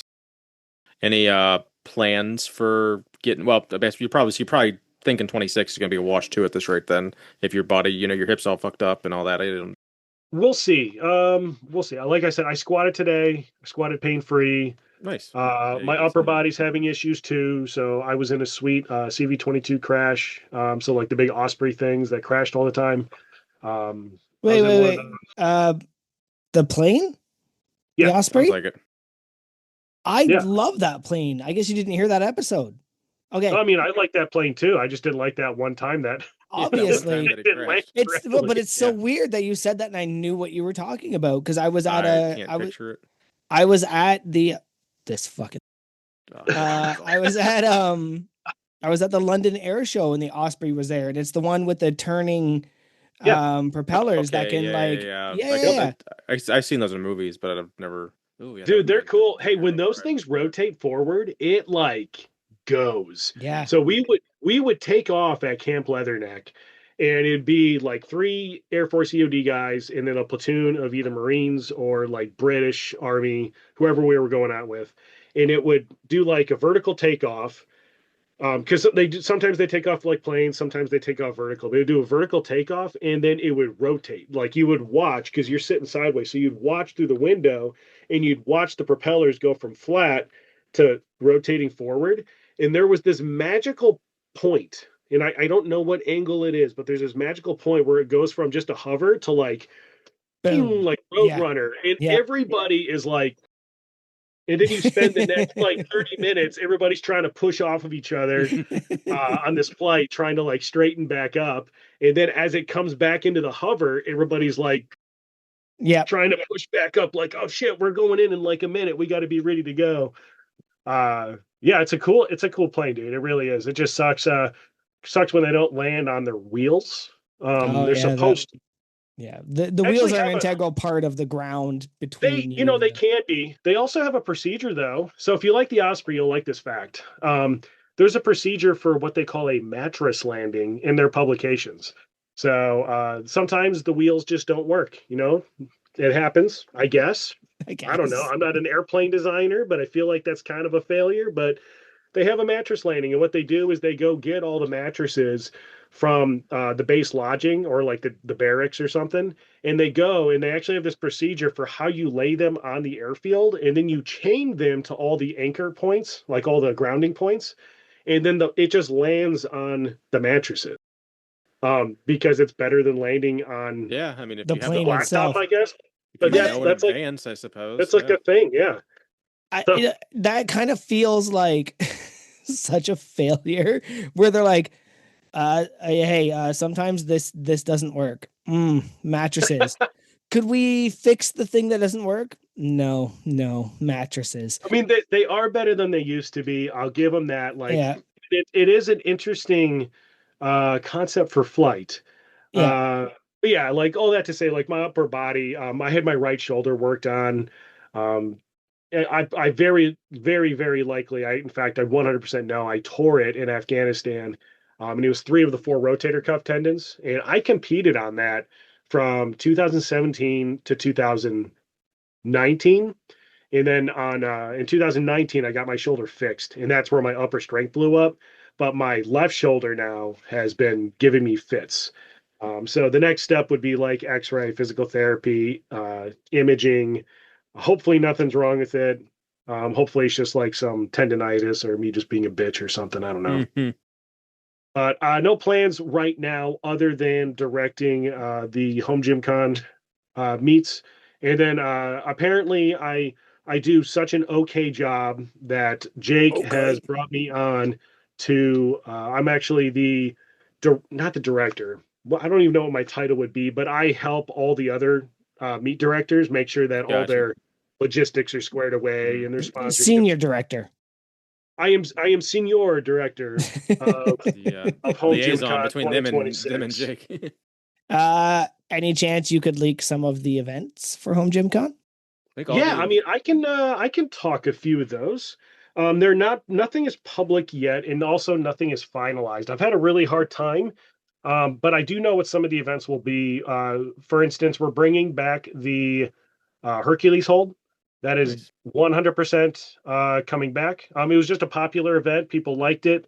Plus, it was just a really well done unit. Like it worked really well. Mhm. I'm bringing back, it's going to be a moving event utilizing the Conan wheel attachment. It might just be some PG-13 Conan wheel stuff. I want to do an overhead event. I originally was going to do head-to-head logs, and I have a bead on a second Pitbull Strongman log, which is awesome because it's kind of the best one as far as I'm concerned. Yeah, But absolutely. dude, I had a guy reach out to me just the other day, and he is non-committal. So when I say like all this stuff, he is non-committal with this, but he wants to make custom old Sear dumbbells. Ooh, Yeah. And it's like, oh, I feel like if I say no to this, it's because I'm a giant piece of shit. yeah, So that The sounds tricky part with amazing. that is like figuring out the weights because it's not loadable, is it, or would it be loadable? no, they're like the So he has to Sear make it. solid. Yeah, so he has to. So Yeah. then it's like, well, you need like six of those, or at least four of them, depending Oh, on we need like more than that. Like, because we Yeah, do you'll the need so novice. many. Yeah, We you do a need so novice many different split, classes. right? We do heavyweight, lightweight, novice. Plus, we have all the weight classes. Yeah, I don't know. Uh, That's like a dozen tier dumbbells. That seems yeah. or well, Plus, that's I've got wild. masters. Plus, we're Mm. doing juniors as well. So we'll see. I would love for it to work out. It might be one of those things where it's like press a log for. Well, it might be a medley of some sort. I don't have it worked out. The Sear dumbbell one is brand new to me. Yeah, but So if Scott can bring his other pit bull that he just picked up, I think that'd be pretty dope. Scott's the guy I'm talking to. Yeah, no, So yeah, he was I was in yeah, he was a good fella. oh, Scott's amazing. Yeah, I've got the far outpost stickers on there on my log. So no, I'd love to have Scott's out there. I even sent him the Amazon link because my handholds. I Yep, put he had that mentioned yeah. Yeah, I put the I edging saw on that there. on the YouTube. So I'm just rocking the foam for the time being, but I gotta look into that other stuff if it's because I'll it's send you a link, man. It's the stuff nothing I worse than have getting is pinched by the metal. It's so bad. exactly. It's just one of those things, especially so that's like the one thing about Pitbull, and I wouldn't change it. No, I really wish that Alex Beninga would, because that's the guy who used to make Pitbull logs. I wish I have his phone number. I should like text him and be like, I'm please assuming it's because he start. can't make it for less than $600 now because prices of tubing and shit. Like that's got to be the because But I'm he wasn't using tubing though. He or, was using drops. So that's why he uh, used to sell. When I bought mine, it was $300 yeah, shipped, yeah. shipped, That's you can't and it if came you get it. UPS. Yeah, you that's wild. I've Um, had I, two, and I wish I had kept my second one, but I sold it because I've been now I realize I can do log in the basement if I stand in the exact right spot. But yeah, so now I still and I'll as have to long as you carry. lock out in the right spot, Yeah, it's got to be. Yeah, I have like a 4 inch window that not to not screw it up and not hit my floor joist, but it works. that's called discipline, baby. Yes, But it'll sir. be a deadlift event as well. I want to bring back the Kratos bar. The problem that I'm encountering is that I need two, and I don't have two. So what will very likely what I'll end up doing if I can't get two is it'll be a max deadlift. Well, I'll have a warm up area, so there'll be no warm ups on the platform. And basically, different weight classes will pull either on the Kratos deadlift bar or I will set up my Madewell Strength uh, Mm. deadlift apparatus of excellence, and we'll just run a second lane, and it'll just use that. Hilariously, the Madewell Strength ones have more whip than the Kratos bar, but I just can't get one. I also looked at the Well, Monster it's all bar. a matter of yeah. Tanner had picked up the Monster Bar, but then I think they like doubled in price in the last couple of months, and shipping's like Yeah, $300. And the I think he bought it when the bar was $200 or $250, so he got it under 500. And then now I don't think it's anywhere close to that because I looked at it when Jake released the events for our summer show, and I was like, oh. And then I thought about getting the things from Doug, and I'm just like, well, depend. When I looked at the specs of the bar, it's really just like my Kabuki bar with like 2 inches farther out. So unless you yeah, know in advance, the meat director, because our meat director Jake had mentioned that he might make it look cool, which to me means he's just going to space the plates out like of another foot and have the plates like as far out to the sleeve as possible. So unless he yeah. does that, like that's the only thing I wouldn't be able to recreate. But if it's just a regular bar, I mean that's just or even a power bar with all the plates pushed out because I think the one we're doing is going to be the 29, not a 27. So I don't know. I Yeah, don't know. I would try a couple different just to like see where it's at.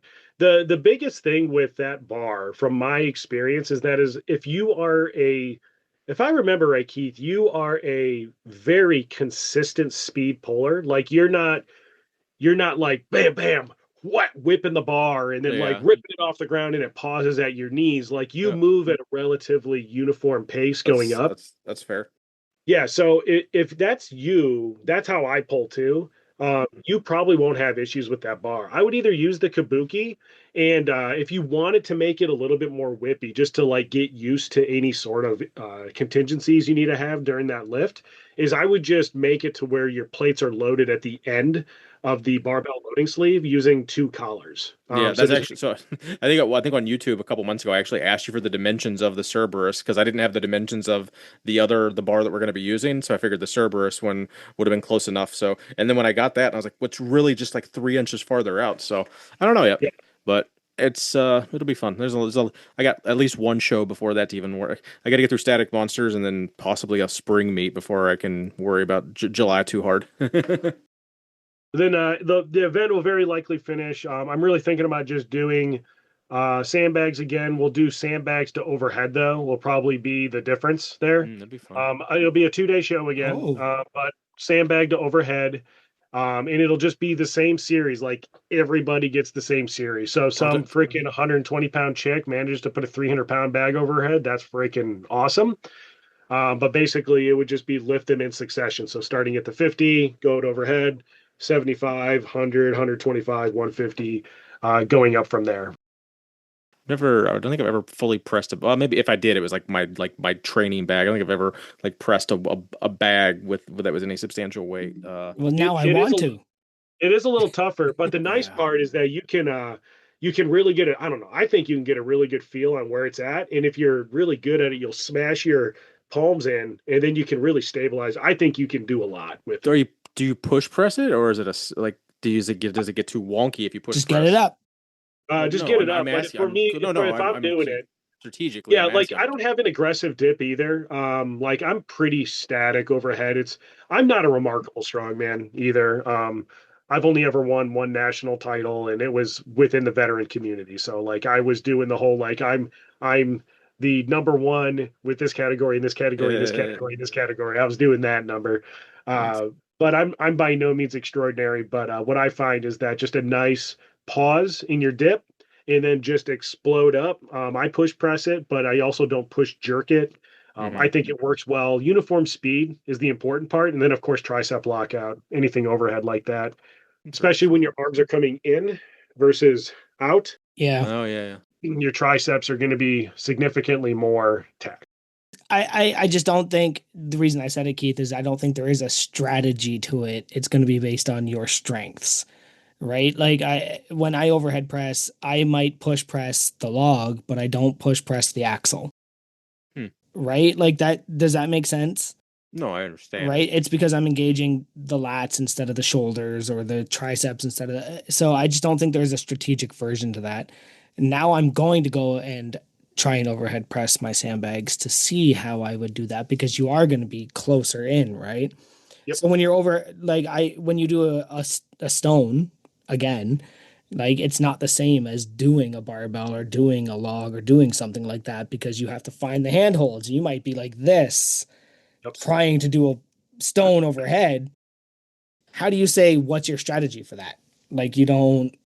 Yeah, you could probably like game it and do like do with keg overhead, for instance, you'll have a high low, right? Yeah, Mhm. yeah, yeah, because that's easier, right? With the You might be able to do some of that with a strongman bag as well. I've never tried to, but I imagine like from the lap, roll it up, get it up to the chest, get underneath. I don't know if getting into a high low would be something I'd recommend there, but I imagine that you could if you really wanted to. But yeah, you can do it. I do it pretty. I mean, I do it pretty often when I am training, just with like lighter bags, like hunters, and I'll do a couple 10 reps or whatever. It's not too bad. It's good for you, I think. By the way, my shoulder hurts. Yeah, I was gonna say like yeah. this is By the way, my back hurts. actively the most injured podcast guest we possibly have ever had. And, he's giving out lifting. No, we've had some pretty beat up fellas and heard some traumatic injury stories that we don't want to relive. The other thing I like Um, about sandbags is that, like, sure, it can suck if you drop it on yourself, but like, it's not like watching World's Strongest Man when Zydrunas Savickas drops an Atlas stone on his chest. Yeah. Yeah, I'd rather take a sandbag to the head than a like knurled axe Or who was the or a Canadian natural stone. that dropped the log onto his leg and was just gone? It was a Oh man, I remember what you're talking about. I don't yeah. remember who.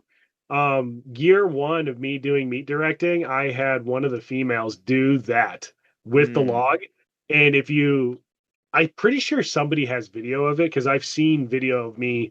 I dove trying to like Yeah. get, because I saw her going down and she tried to like go down and like turn to go away, but her leg was still fully extended and the log was coming down and it still got her. She kind of limped around for a little bit, but she was fine.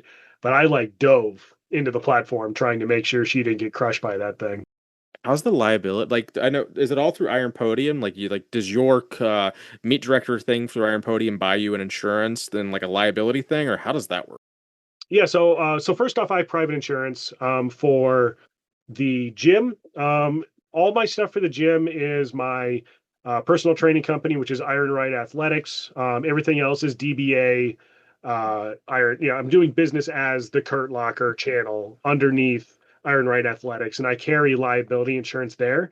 For the actual meet itself, you get liability insurance through United States Strongman, which is done Oh, through. it's through the okay. So it's So yeah, my through either. certificate is signed, and then I protect Garage Gym Experiment, Home Gym Con, Iron Right Athletics, the Kurt Locker, Curtis Stads of old. I put all those, Mm. and of course the venue. You have to put the venue. Gotcha. Um, Yeah. but yeah, I think I get a pretty good coverage. So I think I have a three. I think I have like a $1 million or $3 million policy for Iron Right, because I don't want to get sued by a stupid client. And But like can Yeah, they? like Like do you carp, not have to sign a waiver to be like You have to sign a waiver as well, but it's I highly doubt. What are waivers at this rate, right? Yeah, I mean, and they don't even have to like really take you to court. They just gotta get you to have to get a lawyer, and they've got you. Yeah. But I carry mine. Plus, you have to do if you want to do United States Strongman, you do have to have insurance, and it's through them. So it's good if they were to sue. And I get the kicker insurance as well. There's like an extra bit of insurance, Mm-hmm. and I'm always like, yes, like Yeah, no, I've been to enough shows and seen people. I've seen some pretty traumatic injuries at a few different shows, and I'm like, if that we guy put a wanted lot to of be a effort. douche, like he could like hurt the beat director financially if he just wanted to be a douche. So I also do a lot to so JD Gym Equipped is a really good example of this. I got to give JD tons of freaking credit because when he first approached me last year, I guess it would have been like 2 years ago now, about making the implement for the Hercules hold. I was like, absolutely, I would love to. It must be safe. And I sent him the video of the guy who like pulls it over on himself. And Mm-hmm. I Yeah, gave him yeah. this list of requirements, and it was exhaustive. Like, I was like, it cannot be able to be, you can't be able to pull it up past 85 degrees or something like that. It also can't fall further than X amount of inches. And he came through, man. He made an outstanding implement. Like, that thing is super safe. There's the most dangerous part about using that implement is for me when I'm pushing up the side. If the athlete was to just like take the handles, and then in that split second that I go to let go, if he was just to let go, like, it would probably come and hit me in the face. And with those heavyweights, we were loading like 700 pounds per hand, like 700 to 800 pounds per hand. So that would have hurt. Oh yeah. But I mean, that thing is super safe. But I also put a lot of effort into being safe. Like, we had a sweeper last year, and his whole job was just to sweep in between athletes because I didn't want anybody slipping on that polished concrete. Mm-hmm. Um, Smart. we try to make sure that everything's spaced out right. We put a lot of effort. Strongman is not inherently dangerous. I disagree with anybody that would say otherwise. There are certain aspects of strength events that carry risk, but it's not an inherently dangerous sport. So I try to cut out anything I can while still making it a spectacle because that's a part of it as well. So it's a fairly safe show. To hear YouTube. So you mentioned the hiatus. Was that just because you went from kind of being, you could probably just kind of not phone in your job, but you knew how to do your military job with, and then you could come home and work on your YouTube, and then now you've started this whole new career. So the last 6 months, I'm assuming that's why YouTube has kind of been on pause. Yeah, so I think I'll pull up my YouTube studio. I'm pretty sure my last video was like 60 days ago. Okay. I thought So I'm only on like a little 2-monther. that's right. Okay, Basically, misspoke. yeah, it was some trade show stuff, a little bit of work stuff, but you kind of said it. Like, I worked long hours when I was military as well, but it was very, I knew when things were happening. A little bit of it was brands. I do have a couple backlog brands for like more affordable cardio pieces, for instance. But there's just less brands working with smaller creators like me sometimes. There's also just some brands that don't want to work with me. I'm not an asshole by any means when I review things. I very much like work with companies. Like, you would never see me get sued. Uh, But you're also not gonna suck their dick, so it's yeah, but yeah, and it's just one of those where Hey, some of my favorite people suck dick. yeah, we know. but it's just yeah, it just kind of fell by the wayside. So yeah, it looks like my last video was actually my 10 non-gym items that That's hysterical. actually run my gym, and that was Yeah, December it's 12th. So massive. ironically, that was the last video that Tanner watched before they came up with their idea for this week's video. Probably, yeah. I came up with some pretty off Sons the of wall bitches. ones though. You see my nerd stuff come through. I've got a few that are on the thing, but another thing that interrupted was the freaking weather, dude.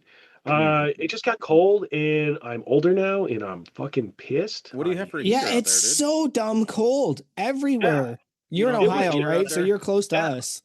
Yeah, Yeah. it was freaking cold, man. Like, it was like my pipes were freezing in the house. So like my our bathroom that's like on the front of the house, the toilet feed line froze. So like you could still use the toilet, but you had to have a cup to like Yeah. put the water from the sink into the top of the toilet to make sure you could flush your poo poo down. But I don't have a heater out there. I used to have like a propane, like one of those you screw it onto the Stout. top of the propane heaters, and it was like a Yeah, like the 80,000 BTU Mr. Buddy. thing.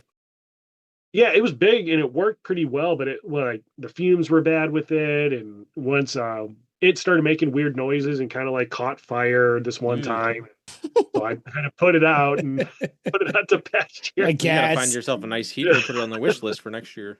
So me and the wife just talked about that. So now that we're out and we can like be in one place for a while, probably going to see an addition on the garage at some point. Ooh, Probably nice. do a heater. We'll see. Yeah, it's just expensive, and Mr. Cool doesn't want to work with me. I know because I messaged and asked.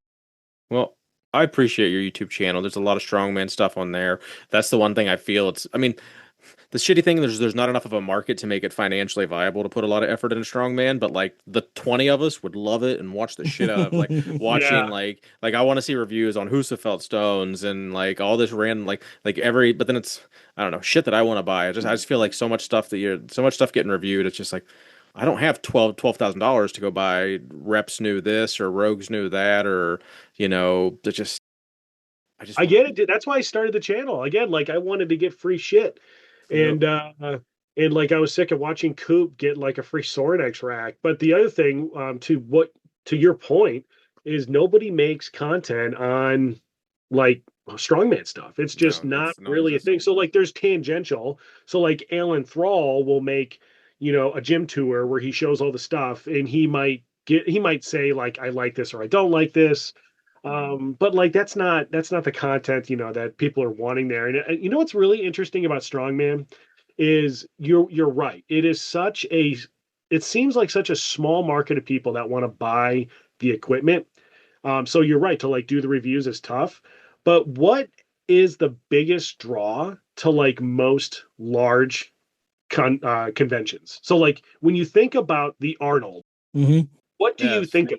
You think It's a about strongman the show. strongman classic. Like that's Yeah. what you Absolutely. think about. You think about the strongest women and men going out there and doing some absolute. It's the heaviest show. Like it's known as the heaviest show, and that's what people are really drawn to. And I would argue that strongman probably has a bigger general population poll than like CrossFit or High Rocks or whatever. Or even Uh, powerlifting. oh I don't mean to interrupt, but I kind of do.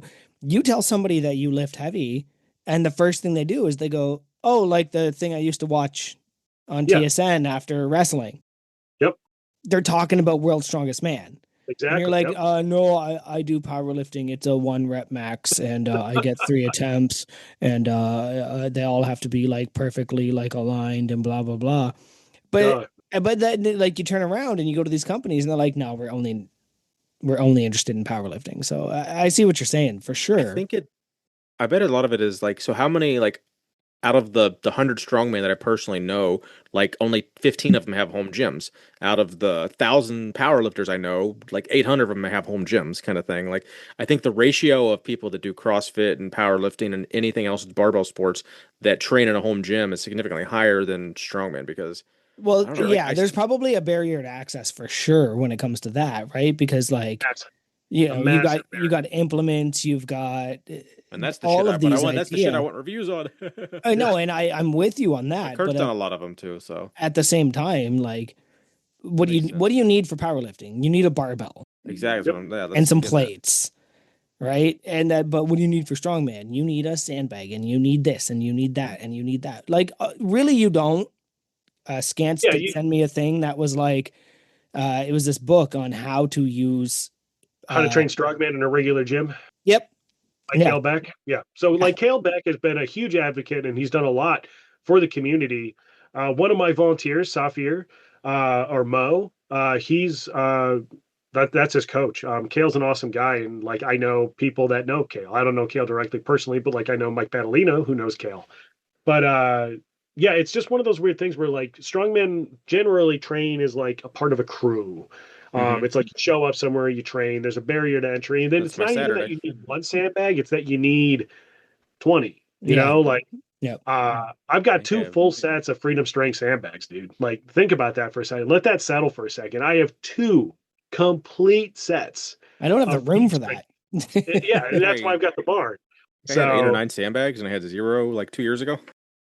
It's how she goes, baby. Yeah, and you get it. And so the other thing that makes it hard to review is that so often, like, so I'm not cool enough to work with Fringe. Peter Keller won't talk to me or whatever. I'm sure he would if I was to reach out to him, but I've never reviewed a Fringe piece. But Fringe gives out like tons of free equipment to all the reviewers.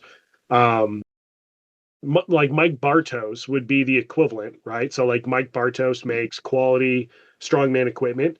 I've never gotten a single free thing from him. The only free thing I've ever gotten from Mike is because he was late delivering me a circus dumbbell, so he paid for UPS. There you go. As an I'm sorry, because he was late. And like he made up for it. So I love the quality of my circus dumbbell from Bartos, but I have to go buy shitty plates now because only like three of my York plates oh, fit on it, so I can't load like. how old is yours? So I think I bought it used, but it was couldn't have been more than 4 or 5 years old because the Yeah, guy so like you got they I bought know it new. I know what stock you got. I'm part of the reason that Mike changed that. So Oh, I he was actually is a no. That yeah, so if you watch my power pin review from like gosh, like 2019, I got a power pin and that was the problem I had is that like I didn't have they were not tight tolerance plates, but I couldn't fit my plates on there. It was like those old Rogue gunmetal ones. The mhm. like they were Yeah, yeah. kind of like an OG deep dish kind of thing. Yep, yep. Uh and those wouldn't fit. And I went to him, and he made it right. And like he realized that the bar stock he was using was too thick, Yeah, it's like and right so at 2 he. inches or more, or it's almost But like two that wouldn't point. have happened if the review didn't happen. That's And like awesome. it was a known thing. So it'd be awesome if like all that to say like so rep for instance they sent me the Oculus for free like I Hmm. didn't pay for that. Yeah, I There recall were doing certain that one. requirements that came with it like I had to bring it to home gym con and all this which I don't mind. I'll do that all day. So they were able to get me that, which is great. So I have that now to review and to do content with. But like smaller companies like Bartos or Texas Power Concepts or uh, Alan Beninga, Pitbull, like if he was to do it, they're not going to send that stuff for free because they can't afford. They're not No, doing the volume to justify the marketing. So it's just it's kind of tough, and you're at the mercy of what you have access to and what you've purchased, and that's why the reviews are slower there.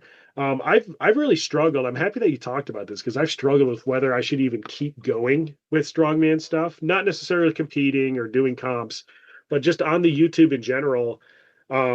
I know that like you and the 20 other diehards out there are going to watch every single second of that video absolutely. and you're not going to skip the ads or whatever, but dude, like those videos, they tank. Like no one gives a shit. That's No one tough gives a because I shit don't give a about. because like that's what sucks about this the market today. Like everyone that's got the affiliate thing, they're all trying to say the $20,000 item, and it's like I don't give a fuck about that. Like Yeah. I like Gluck's a good Dude, buddy of affiliate mine, but marketing I don't want to sucks watch too. all his videos nowadays. It's like it's all like they're good quality videos. I do watch them, but it's like I'm watching a video for something I know I'm not going to buy just because I'm like Yeah. friends with the person that's putting the video out, and it's like that gets repetitive and old. Like I'm like Brandon's the only one putting out like stuff like bars regularly. Like and even he's like kind of slowed down on putting bars, because He's just doing his not. vlog stuff now. Yeah, Yeah. which that's kind of cool too because you know him long enough. It's like that's actually cool to see that side. But like, I just miss review game from like 6 years ago when it was like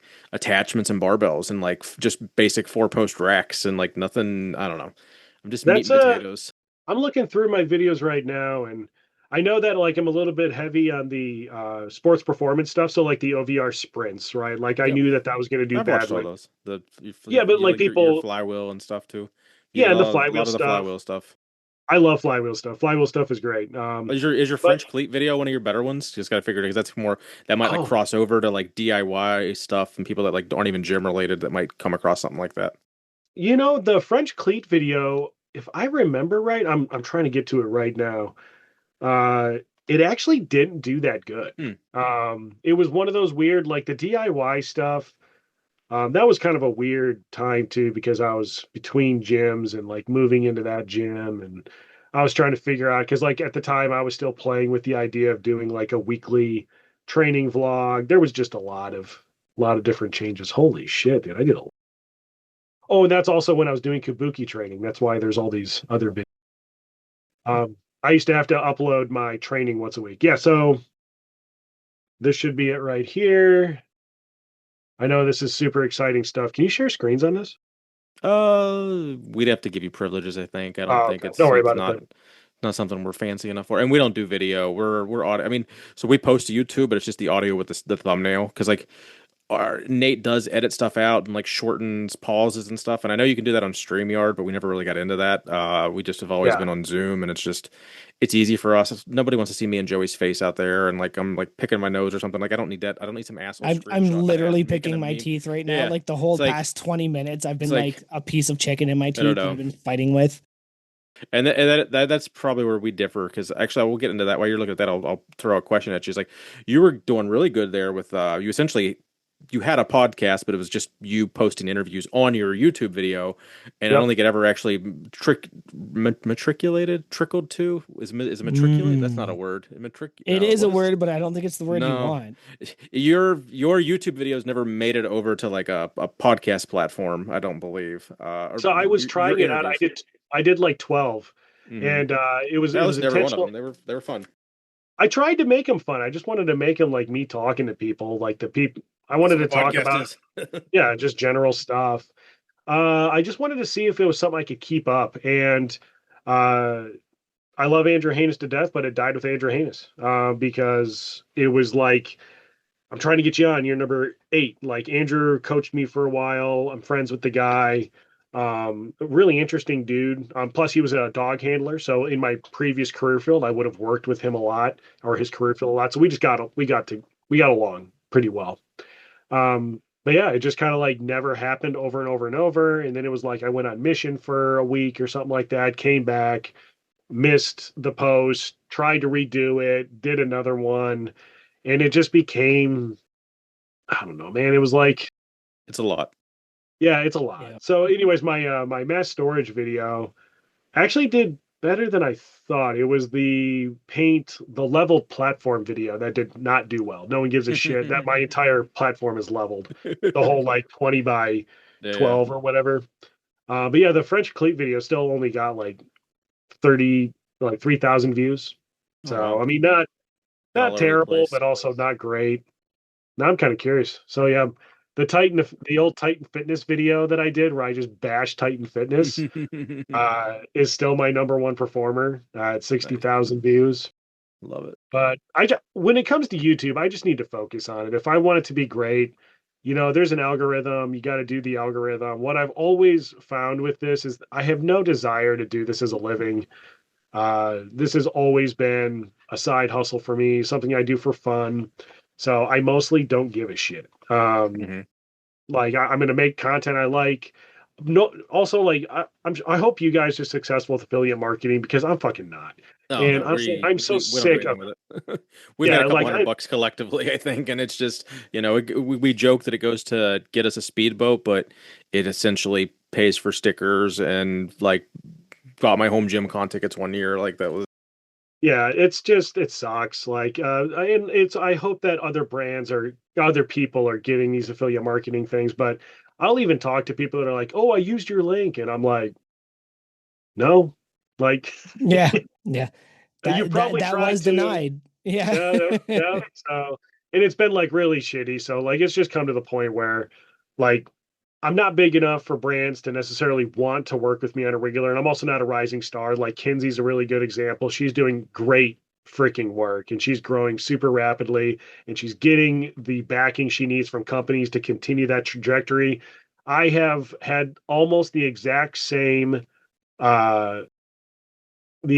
same analytics for 8 years. And basically, this is what I know. I will grow at about 100 subscribers per month, every single month, forever, no matter what.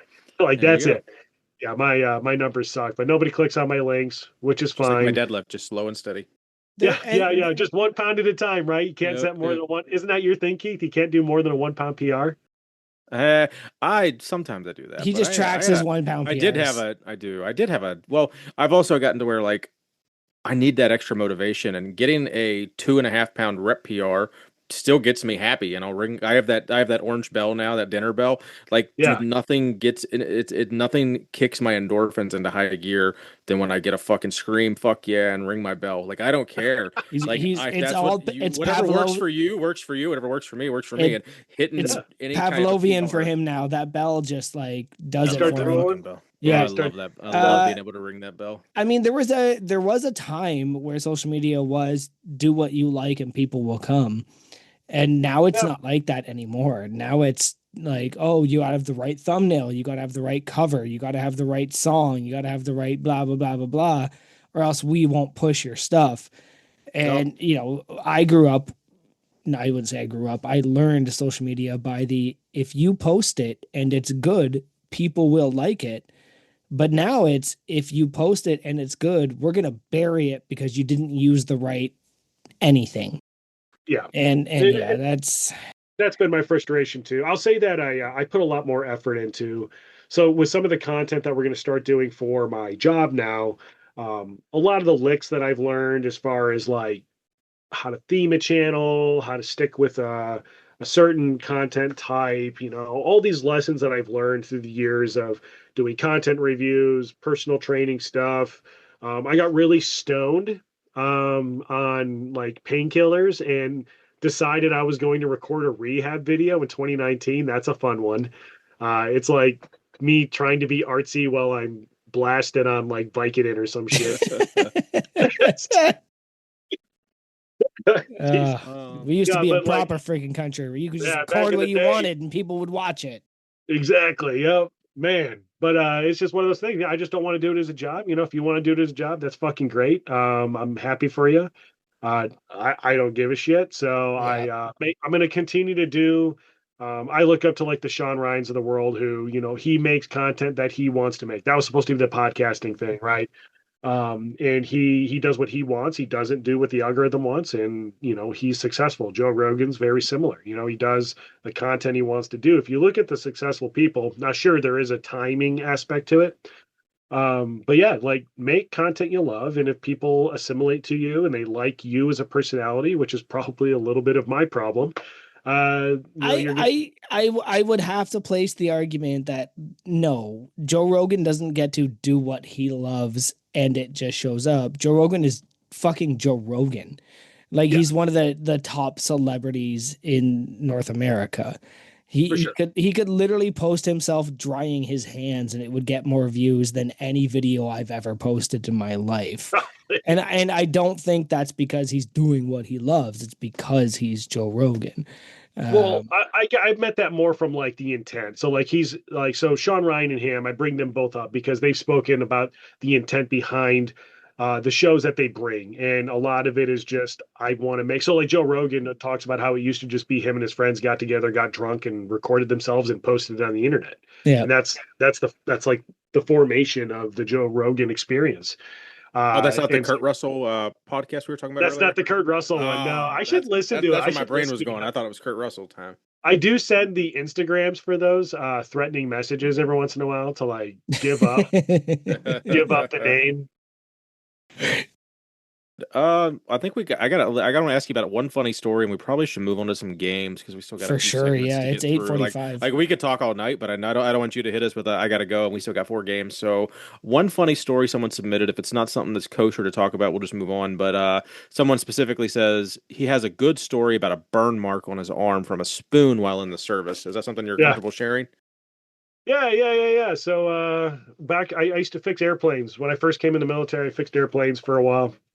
So I met up with some EOD guys. I knew I wanted to retrain into EOD, and so we were getting super trashed at a party, and they like to beat me up. Like I was like what do they call when they have like a fraternity and you're Oh, trying to get into the yeah, hazing. a rush or something like that. Is that Oh A what it's yeah, rush. called? Yeah. yeah, that sounds right. Yeah. So like they would just like the one guy, his son was like a professional fighter. So every single time that this guy's son and I were at a party, we'd get drunk and then they'd like pay to watch him beat me up. Oh man. And he was a good fighter too. Like he whooped my ass. So yeah, one of these parties, this very important person in my career, who he actually became a very important person in my career.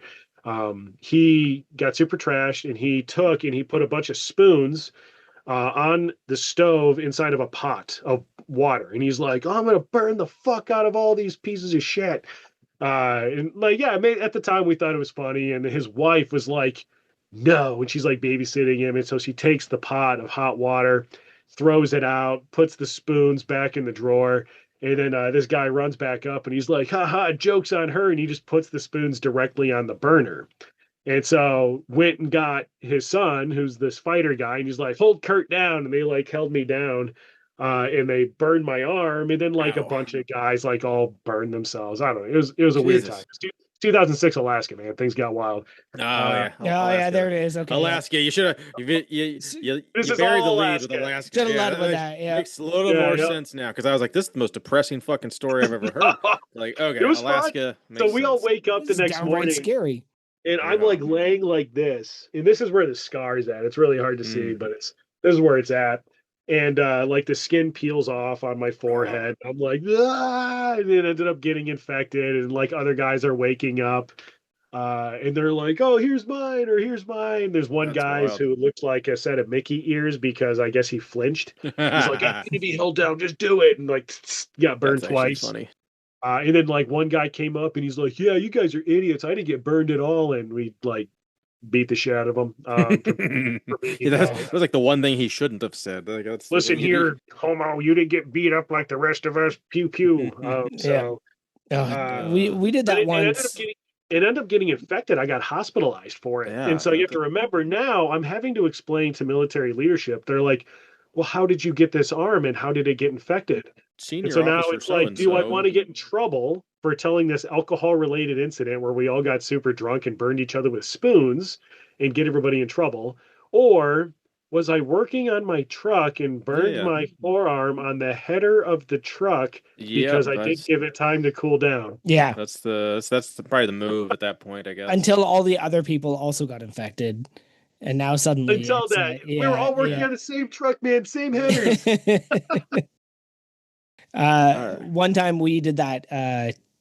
God, this is going to sound so stupid, and I can't believe I'm sharing this.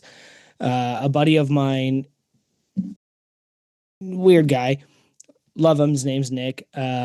We took a coat hanger and we turned it into a penis. Under his Oh, I see where request. this is going. This here was we go. under his request. And we For put a it in the brand? fire, and he said, "Okay, Brand me. brand Oh. me." This was all his idea, Hmm. but he flinched. So he had Also, a double dick on his leg. he's nice. That's great. I love that. That's So- great, Yeah. dude. Full circle back to Kurt's X-ray. Called him Dick Yeah, Farm. it actually is, right? Yeah, It we all called comes him down to Dick dick. Farm for years because he just had That's- 2 dicks on his leg. Great. All right. I think we can. You want to? Yeah. Are you familiar with Fuck, Marry, Kill, Kurt? I The am. game Yeah. you're- Okay. So I got two that I'm debating on. So you want to go Kabuki products or Black Widow products? FMK. Oh, let's go Kabuki because they don't exist anymore. It's more Okay. fun. So have you used all their bars or? Oh, I yeah. guess. Okay. So let's see. I'm gonna go the Cadillac bar specifically, the Duffalo bar, and I don't know if are you a trap bar guy or are you a PR deadlift guy? Which one's gonna make that harder? Oh, probably the deadlift bar. Okay, so Cadillac bar, Duffalo bar, Kabuki deadlift bar, the PR deadlift bar. Yep. Because it'd be fun. I'm gonna fuck that deadlift bar, Okay. and then I'm gonna regret it. It's gonna be like that the best I ever had. Yeah. But it's so useless. You can only do one thing with it. I'm gonna marry the Duffalo bar because it's got more than one use, and legitimately got me through my shoulder surgery. Because I couldn't get my shoulder into position, and like we just go way back. It's like it was there to take care of I me in love my it. time of need. I love And that I'm bar. gonna kill the Cadillac bar, which also hurts. Like, it should never be easy to kill unless it's a terrorist. Yeah, it hurts to kill the Cadillac bar, but I got to kill that thing because I mean, all that it does is bench overhead, a little bit of rowing, and ultimately the other two just beat it out. Good answer. Good answer. And then Joey's gonna hit you with some Rushmore.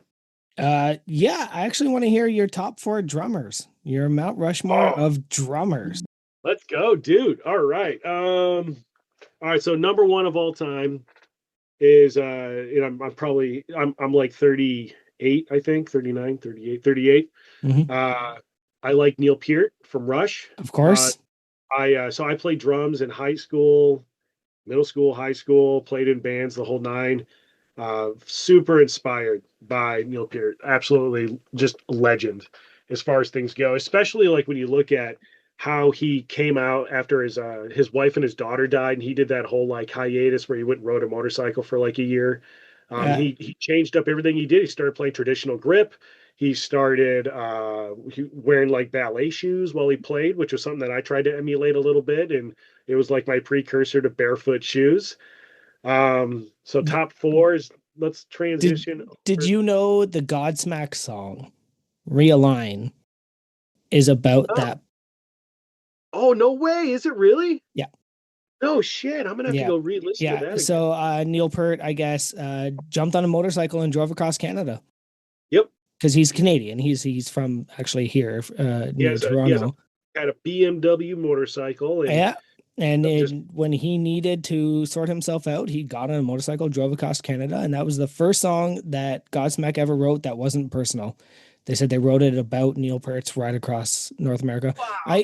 I want to say I'm wrong about that. I'd like to say somebody's going to say like, no, Joey, you're dumb, you're stupid, but I'm fairly certain Joey, that's you're what dumb, that you're song's stupid. about. Yeah, wrong again, Joey.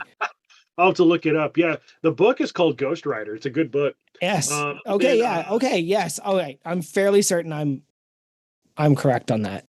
yep. So and then Ghost Rider is also they did a song called Ghost Rider. Now, mind you, Neil Peart also wrote all the lyrics to all Rush songs. Little known fact about Rush, if you like Rush, I mean, who doesn't? But yeah, a lot of just really good history there. Plus, Mhm. Geddy Lee, Alex Lifeson, and Neil Peart all getting on a Trailer Park Boys episode is always Yeah. fun. Yep. Trailer Park Boys fan.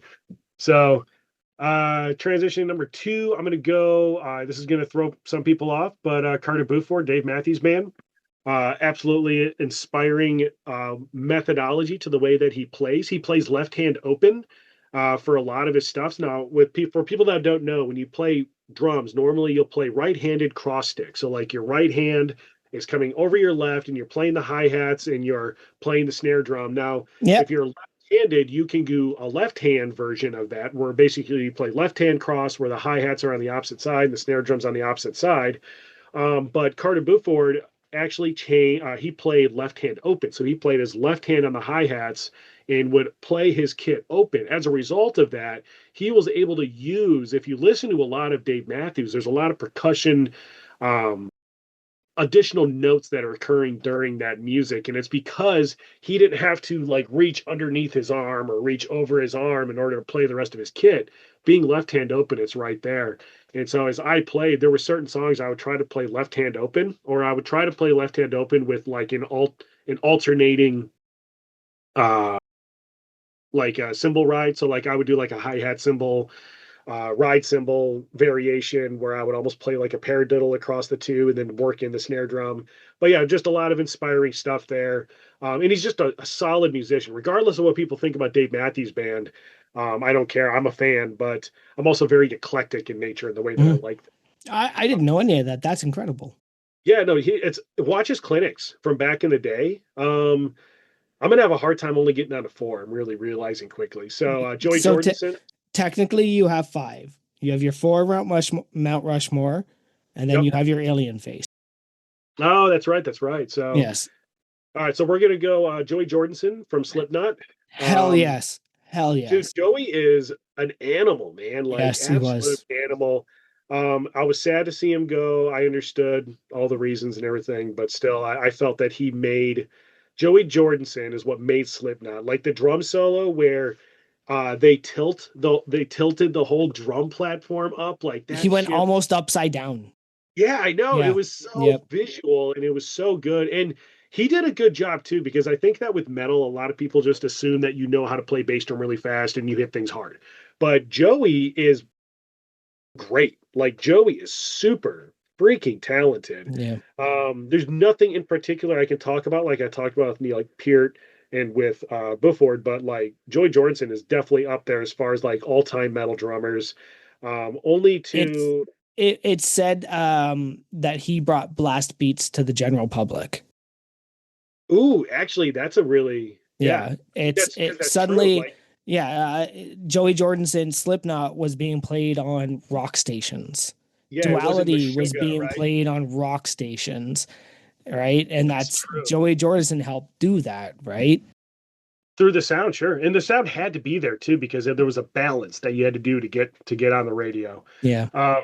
The only other metal drummer that I will say, and yeah, he was metal, is Mike Portnoy, Dream Theater, Yep. and Yep. with Tension Experiment. So Mike Portnoy is just freaking amazing, like just all time, absolutely amazing, super melodic. Honor Thy Father, the intro to Honor Thy Father. And then also, I like the way that he does time signature changes. So you'll be listening to a song and you'll be at like a 3/5, and then he'll go to a 4/4, and then transition to a 3/7, and you're like, "What the fuck is going on?" Like if you're trying to tap this beat out, it's so hard to do. And I remember being a kid in high school, and I was like trying to play Dream Theater music, and I couldn't. Like I just could not figure out the time signatures. I couldn't figure out the changes. I couldn't figure out how to count a lot of those odd time signatures. So that was just fantastic. So That's one, four. that's four. All right, number five. If you want, you don't have to. I'm gonna kick it old school here, and I'm gonna say Buddy Rich, Buddy Rich and his big band. Mm-hmm. I like old jazz music. I like actually I like big band music. I actually listen to Humberto Ramirez is one of my favorite jazz musicians. He has a big band in Puerto Rico, super talented. I just happened to be deployed down there once, and I got to see them live, and that's why I know that particular group. But Buddy Rich was just great. Like he was a fantastic drummer. He was ahead of his time.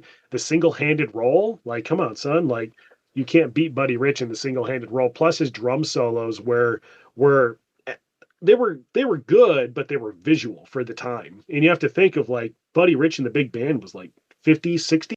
Yep. And so to have like an aggressive drummer doing drum solos at these orchestra type events is a big deal. Like that's really cool for the percussion and drum world. Is he the one that did the funky drummer?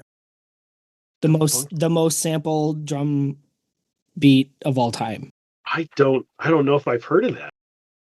I know particularly because Public Enemy said the funky drummer in one of their. So that's a James Brown thing, right? I'm not positive, but I do think that the name you're saying to me is very familiar as being sampled very often in hip hop. Yeah, I don't know. I think it's a James Brown song.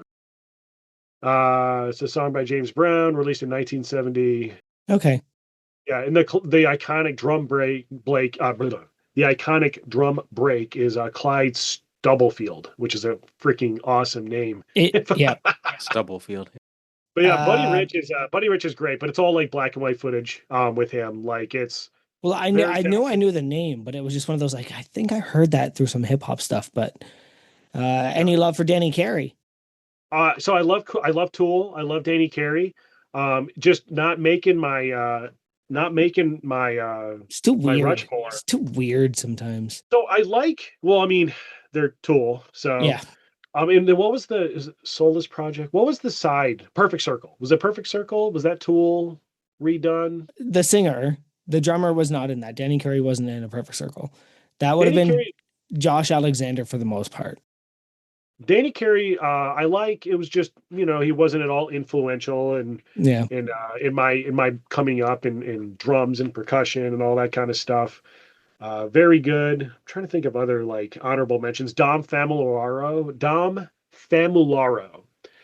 He was a clinician and was fantastic. He played traditional. He played a really cool triplet where he would do a repeated triplet on his hi-hat, and he would, because he held his drumsticks traditional, he would play the back and the front of the drumstick on the hi-hat as he came up, and it was like a triple roll, like the whole time, like, and he would just come in the middle and just roll on the hi-hat, roll through the rest of the kit. But he played both sides of the stick in this really visual graphic way and just absolutely skilled. You ever heard of the hip pickles? No. Dude, the hip pickles was like a marching percussion group. They're so freaking cool. They should have been more popular than they were, but it was a snare drummer. It was a quad, like the marching quads, Mhm. but he had I think there was 6 drums on it. And then the bass drummer had 3 drums stacked. So it was like big bass drum on the bottom, middle bass drum on the middle, and then a little bass drum on the top. And you had a cowbell. And they would go and do these events. It's super cheesy now when I go and I watch it with my I'll let my girls watch it with me just to kind of relive my childhood a little. But the hip pickles were freaking cool. They were short lived, but they were super cool. If you've That never heard sounds of them, you so should go cool. look them up. Yeah, I will. Did you play drums? I imagine you must have some sort No, of knowledge of no. either metal or just Metal. drums. Mostly knowledge of metal. Yeah, drummers are one of those things, man. I played drums for a super long time. I regret getting out of it. I still go to Guitar Center, and once I get past my little bashful phase, I'll tear it up a little bit still. Thought about playing for church and stuff, but uh, just I don't have enough time to do it. I need to do something. You've got a lot on your plate. I got a few things going on. So I've heard. So we had a decent amount of Instagram submissions. I'm going to cherry pick a couple real quick. We can make them quick hitters if you want, and we can get into the closing game here. So, mostly squat videos is asked, which just kind of contradicts what I said earlier. So maybe, but what are your safeties for a Gator, all capitalized, sub munition? I'm assuming that's a bomb tech question. Yeah. So he wants me to say something. So Gators have the deployable trip lines. They can't have mag. This is what I'm going to say. All right. I'm going to get naked. I'm going to go down there with a non-magnetic tool. I'm going to have a drinky poo or two. I'm going to go do my thing. You're going to stay up here where all the safe people are. Use that zoom in lens so you can get this all on video, and I'm going to go take care of it. All I need is a lighter, a little bit of det cord, and a knife. A non-ferrous knife, and I'm pretty sure I'm going to be pretty well set. You're not going to get any listings like HE Frat, Cock Striker, Trip, Mag, Size of Coos out of me. Nice. I'm sure that'll make sense to him. And then last week's guest, Big Rory, he asked us I think he brought this up a couple times on his podcast and he submitted it here. I think he says it in jest, but he's asking for that trophy. We heard the story about the Iron Podium mishap and him walking away. Dude, that first year, do you know that like one of the chicks stole a trophy?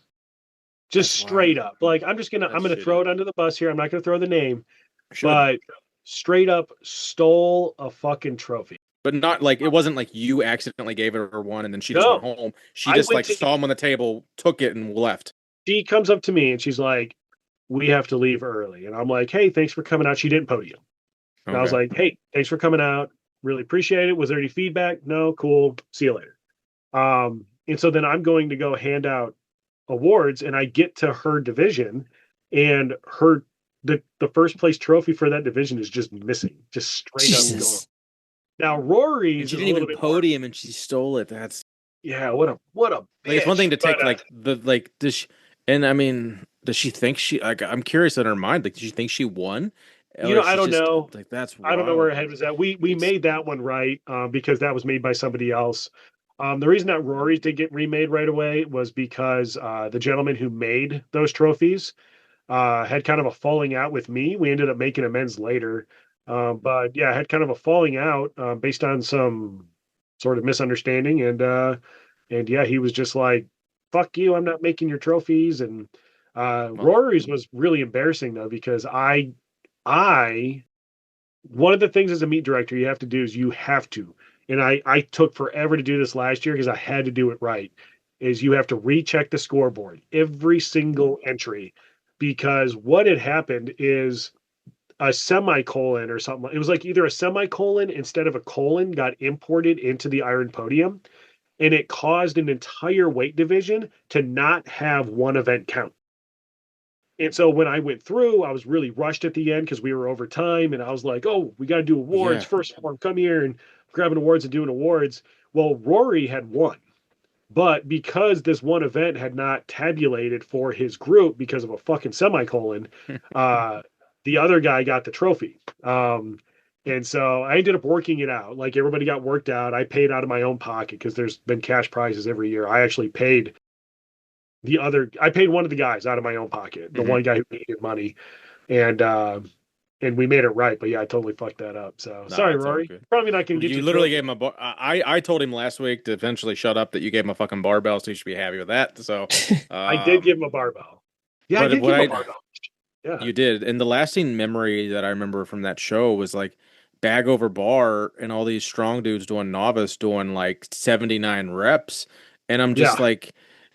So I kind of had something like that a couple weeks ago. I was doing a stone over bar off with one of the persons at the show, and we started way too light, and no one would like gave us the heads up of like, yeah, hit 10 and then go to a heavier stone rather than just we did like 30 reps on the fucking lighter stone. It was horrible. Oh, But yeah, I'm glad you kind of learned that from that to, kind of. dude, people also need to learn when they're not a fucking novice anymore. Just my 2 cents. Like some people just aren't I'm still novices. a novice, Okay. Joey, so I'm a master's now, so it doesn't matter. But if I was 35, I'd still be a Did novice novice all the way until he was because I'm masters. sure as fuck not going to compete in the 275 because I'm not strong. Yeah, the 275 is a scary class. That's when like humans become looking a little bit more like giants, Yeah. Yeah. but Yeah. they're not tall. All right. That was our. All right. So I got some affiliates and we'll get into unpaid or underrated. So Barbell Rescue, Home Gym Con, apparel from the Strength Co. Code unpaid will save you a little bit of money at all those locations and, just be great. So, Kurt, we have a game slightly similar to overrated, underrated, but our little spin on it is it's unpaid or underrated. So, unpaid is shitty and underrated is awesome. So, we're going to hit you with a handful of questions here. Unpaid or underrated caliber of your sidearm that you carry? Oh yeah, that was my submission. I think it's unpaid. No one fucking cares. Just put holes in the fucker's head. No, so yeah, I think people make a huge deal out of it and they try to be like, oh, knockdown power, blah blah blah blah blah. At the end of the day, it's like, hey man, if you carry or if you shoot, just like shoot. And if someone tries to like kill you, kill them, I guess. I don't know.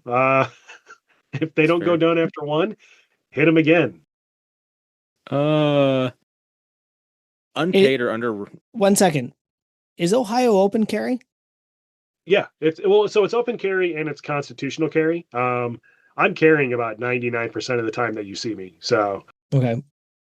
Because I know like at the Arnold, there's big signs that are like no firearms.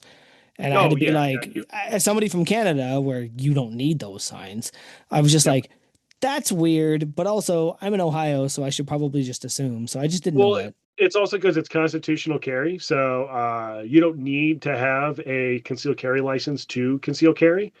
You can just be over the age of 21, I think, to have you obviously can't have a record or anything. You have to be able to legally obtain a firearm and you still have to follow certain rules. But yeah, they put those signs up so that you can't carry there. It has to be very visibly marked. Another store that I'm constantly having to ditch my gun in before I go in there is Whole Paycheck. Those fuckers don't let you carry in there either, and it's super irritating when I get all the way to the door. And I am a rule follower in that sense. That's good. Yeah, Uh, it's yeah. The one time you It's don't is the time you fucking go to that's jail. what I You mean, don't need. man. Like so like at the door, you have to check your. no, I go back to my truck and put Yeah, it in so my you put it in truck. a lockbox and it's Oh, done. okay, okay. There's not some. Yeah. There's not a fucking usher There's there not- taking his. yeah, It's not Yeah. like the It's like movies a where it's code check of sure, guns. let's yeah. It's Hey, bartender, take my gun. this isn't Deadwood in the fucking 1800s. Yeah, it's not really an fu culture at all either. It's a responsible culture. I practice a lot in between meetings. Actually, like we're so on the video, we're in my office where I sit for work, and I have this sitting right next to my computer, and it's got a laser cartridge in it. And I'll do precision training in here in between meetings for work. So I have a target system that uses a phone and all that kind of stuff, and I'll Oh, cool. set up on one side of the room and shoot. And it's something fun that I do. I grew up with firearms. I carry firearms. Uh, I never, I don't want to have to use my firearm in self defense, but I'm also not going to be that guy that shows up unprepared. Makes sense. Yeah, as a Canadian, wild. Absolutely wild. You got to come hang out, dude. Mm. All right. Unpaid or underrated Amazon collapsible dollies. Oh my fuck. Oh my god. So that was a mistake and a half. Those are not rated for what they say that they're rated for. That is all I got to say about that. They are unpaid. Unpaid is shitty. Yeah, unpaid is shitty. Do you Unpaid. have so a follow up to that though? Yeah, unpaid. Is there a like I have just a regular. I've had the same dolly. I think I bought at Big Lots 20 years ago, and I tried to move like a 230-pound bag with it the other day, and it's like I don't know if it's the lips not. I just is there a perfect sandbag dolly for the home gym? So I'm probably going to be making one, a modified one. Obviously, it's just going to be something I make. It needs to have large front forks so that you can get under and like pick it up. Reinforced heavy steel shits, Hmm. and then non-inflatable tires. And they Yeah, got to so be hard rectified. tire is the way to go because Yep. I have the struggle of like I want sandbags in my basement and in the garage because I'm gonna do, but I also can't afford to have every 25-pound thing twice. So, and theoretically, I need to take some of the basement sandbags back out to the garage in the springtime. But it's like it's miserable. And I actually have a 225 out in the garage or 230 that like because I have two of them as I got a good deal on a second one. But like that's the one I tried to dolly into the basement because that's like would be like that's like more or less my max carry, give or take. And I can't do that up a stairwell and then downstairs. I can carry it straight for like 50 feet, but I can't fucking maneuver it like this. So I tried to dolly it and it's just like my tires are flat. It doesn't sit on the lip. I even like have it ratchet strapped to it. And I'm like, I get it all the way to the stairs. And I'm like, well, I can get it to the stairs, but I can't make the turn. And it's just like, ugh, okay. So Funny unpaid. enough, my father-in-law has a dolly from like the 60s or 70s that is really good at it. Like it's Nice. in the barn where all the stuff gets stored. Yeah. Thing works like a champ. But the one that Keith is referencing were these ones off of Amazon, and they broke down to the size I needed them, and they bent like within minutes of use. Just complete and total failure. Yeah, good stuff. Last one for me. Unpaid or underrated. So not made in the USA, but made in North America. So companies that brand made in North America or just the concept of North America Sure, branding. yeah. Are we counting Mexico? I mean, it's North America.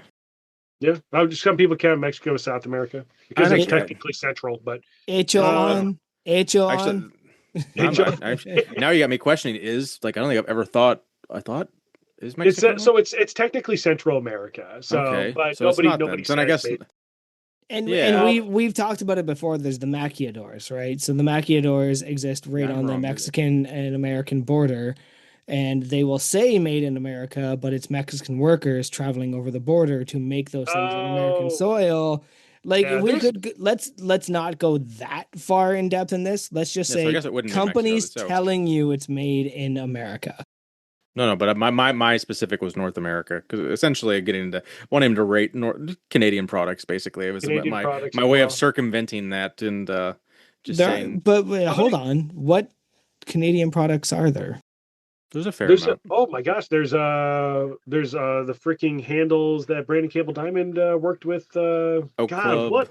Oak Club. Thank you. Oak Yeah. Club, and then Okay. Yeah. Irwin Fitness, No, I know Bells of them. Oak Yeah. Club, Steel ish, but Irwin. not Bells really. of Steel is Bells not of Steel made in is I Canada. know, but it's based out of it, so that's different. There's But sex strength. Irwin and Oak Sex Club strength basically. is out of But the a lot East of it too is Coast. also a dig on like when I was wanting to kind of talk about when Rogue had made in America, but The it was Canadian fucking steel. it was Canadian steel. So I was trying to get him to Yeah. talk about that a little bit. Ah, okay. Yeah, sure. Well, Yeah, well, that's a good one. So I remember when that happened too. I thought that people got pretty up in arms over nothing. I will say that made in, and if we were to widen it to North America, I used to be much more like had to be made in USA. I will say that I still think it's underrated. I say that I think that it's at a state right now that's a little bit sad. I would love to see more manufacturing come back. I don't love how much we rely on some other countries for, parts of how we make things and how we industrialize and provide products and services. I think that there's a lot of confusion on what Made in America actually does mean because there's many variations of it. But I'm still going to stick with it's underrated for sure. Uh, it doesn't mean that everything is great, but I still to this day, like for instance, if you see me out, every single time you see an article of clothing on the lower portion of my body, there's a like 99% chance that it's grown, harvested, processed, sewn, and distributed all within the United States. All my stuff I buy is origin. My barefoot shoes are the made in USA Patriots or whatever. Like it's something that I do prioritize. Um, but also it's confusing when you have like things that get brought over. So Anchor is really bad at this. They say that their stuff is assembled in Yeah, USA. American Assemble. Wasn't there a big equipment company? Was it Arsenal or one of those other something like they put it all together in Tennessee, but it's all imported shit. Yeah, and it's like, there's other countries that make great stuff too. But I'm going to stick with my guns on this one. It's underrated, almost entirely. It's just sad when you see people take advantage of a good thing, or it's sad when you see like an American company that tries to fall on the sword of, "But I'm American," and it's a Hmm. piece of shit. You still Like, got to put a good product out. Yeah, yeah, like you still got to I'll get shit on American company if it's a shitty product for sure. exactly, yeah, and I also don't like it when people like try to fall back on the again falling back on it for a shitty product or a shitty service or something along those lines. But overall, it's underrated. I think that more companies need to be doing that kind of stuff. I would love to see it happen.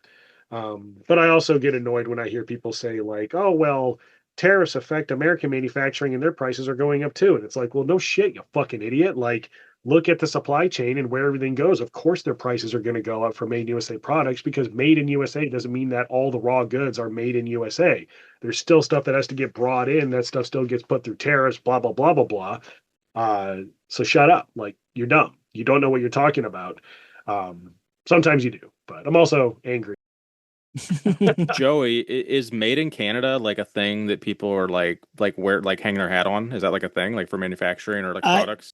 so to an extent, we do have we have a product of Canada, made in Canada, and a Canadian product. Canadian product is 100% Canadian from everything that we grow. Canadian product is we might have imported some of those, but we made it here.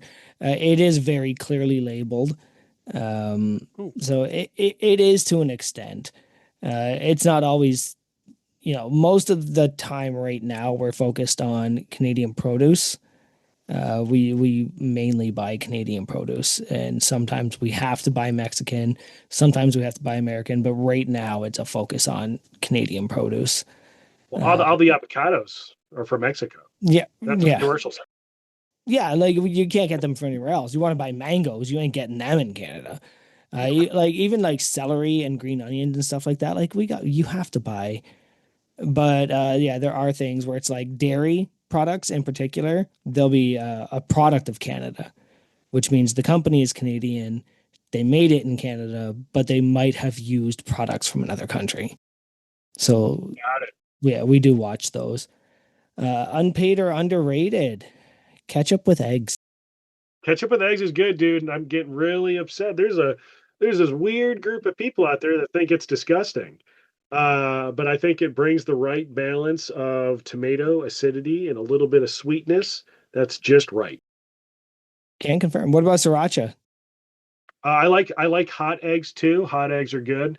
So I'll do one better than sriracha. I think that my all-time favorite is going to be spicy ketchup. You ever seen spicy Mm-hmm. ketchup before? Mm-hmm. Yeah, spicy ketchup is like my jam. That's my stuff. Unpaid or underrated? The Arnold. It's unpaid. At this point in time, I go for my friends. But seeing and also if Bang brought back the Bang Girls from 2018 because they were all like coked out of their mind, that was fun. That would at least be entertaining.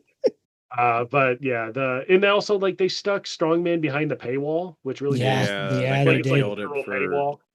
And And and also just because you paid doesn't mean you get to go, as I learned in the year that we went. are Oh you yeah, serious? we had tickets with seats. Went to the washroom, came back, and they were like, "You can't come in, we're at capacity." And we're like, "No, you're not. Our seats are right there. My friend's wife is holding our seats. we're going to our seats. And they're like, no, we're at capacity. And I was like, no, you're not. Like, we paid for Holy those seats. You crap. have to let us in. But the problem is people weren't leaving. So the people that, Oh, so what they did to us the one year is you could buy admission, okay, and get general admission, but then they would just go steal everybody's paid seats. oh, what a bunch of dicks. Oh yeah, and I was like, so go get those people out of the paid seats. Well, we can't really do that. And eventually they let us in because we were like, no, she's holding our seats. Those 2 seats are empty. We're going in. I have an exhibitor pass. Can let me in. Like, yeah, no, it was not That's a good frustrating. scenario. Yeah, that's just the thing. Like the Arnold used to it was just more fun when the main stage was watching the natural stone to shoulder with Mary's Pujan, or not Mary. Whatever that guy. Holy crap. Wish that he'd come back to Matus. Strongman. Mateus. Yeah, Mateus yeah, yeah. Kilskowski. Yeah, he can't stay Like not watching injured. that or watching like Thor's big, 1,000-pound deadlift. Yep. And that was what was cool, is like it got loud and rowdy and it was right there and it was a pain in the ass to get through. And that's when it was cool. Lately it's just kind of gotten, I go Yeah. for friends. Jake Jaworski, so home gym con coordinator, he asked me if I wanted to go, because we've gone not together, but we always meet each other there. And I'm not sure if I'm going to. We'll see. With you guys all going, there's a chance I might just go, just to see all the Massonomics people. That part's fun. But even then, I feel like Massonomics deserves a cut of that. Yeah. So At this point. just I'm not sure if you caught the new episode yet, but if you do end up coming, there's an RSVP on Massonomics thing, and like Yeah. if we go to like the big dinner, they had to like essentially reserve the whole thing and pay like $3,000 out of pocket, so there's going to be like a however many people were there divided by the money, and you got to pay $20-$30 like reimbursing them. Just a heads up in case you didn't know that. But would love to have you there. But because what's Cincinnati to Columbus? Was that a couple hours? Yeah, so it's about an hour and a half, to 2 man. hours away. Yeah, it's not bad. That sounds like a good Saturday night. Even don't even come to the expo then. Literally just do go to the whatever you want dinner all day and come to dinner with us. Just figure out where to park, or let's do a parking garage and then just get your little walk. But the dinner, that's really the only reason I'm going, is to hang out with the boys for a few hours at the dinner. But it'll be Okay. fun. My last one, unpaid or underrated 35s. Are we talking about plates? Yep. Because this is a thing. People think I'm annoyed by 35-pound dumbbells, and I'm like, no. The dumbbells are fine. Yeah, dumbbells make yeah, sense. so Yeah, people that think that you're talking about dumbbells are freaking stupid. That doesn't make sense. What people moron get thinks? confused. So like Doesn't I make have a bar that weighs 35 pounds. My axle bar weighs 35 pounds. And that doesn't bother me. No, 35-pound plates are underpaid. They're fucking useless, with a few exceptions that I've made clear. I'll make them clear here. And I've added to the list. If you are a vintage weights collector and they made 35s, that's the most recent one that I've added. I'm like, all right, fine. You want to collect all your Pokemon, you go ahead and get your 35. I've got a lot of York 35s. Yeah, that's fine. Whatever. I have like 7 sets of 35-pound dumbbells. Just so I also like that he said 35-pound dumbbells are fine. he said sure. Pokemon. That's thank you. But yeah, they're and also, like, if you're a power lifter or Olympic weightlifter, but I will make a thing here, is that technically those are not 35-pound plates. Those are 15-kilo plates. Yeah, 33 are different.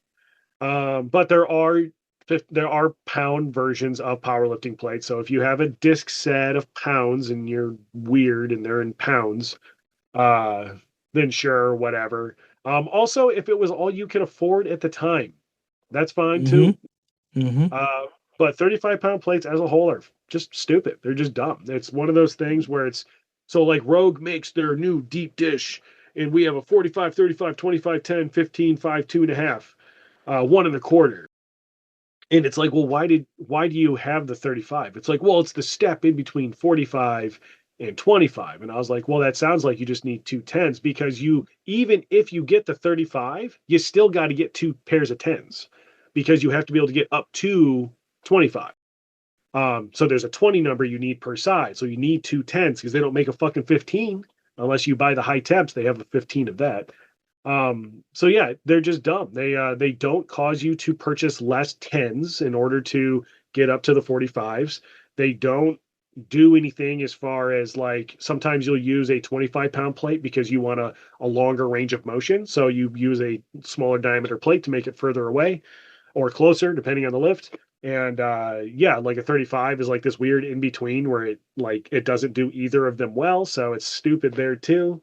And yeah, it's just one of those things where companies will make 35s because it's another thing that they can sell. Yeah. It's just another SKU. It's another thing. It's a waste of good steel. And it's just one of those things that I'm adamantly against. I will not judge if you love 35s. That's great. We all have that in our life that we love. Uh, yours just happens to be 35 pounds. But yeah, that's my 35-pound plates shtick. I still think they're dumb. The best use I've ever seen for a 35-pound plate was holding down an event tent at a strongman competition I did in West Virginia.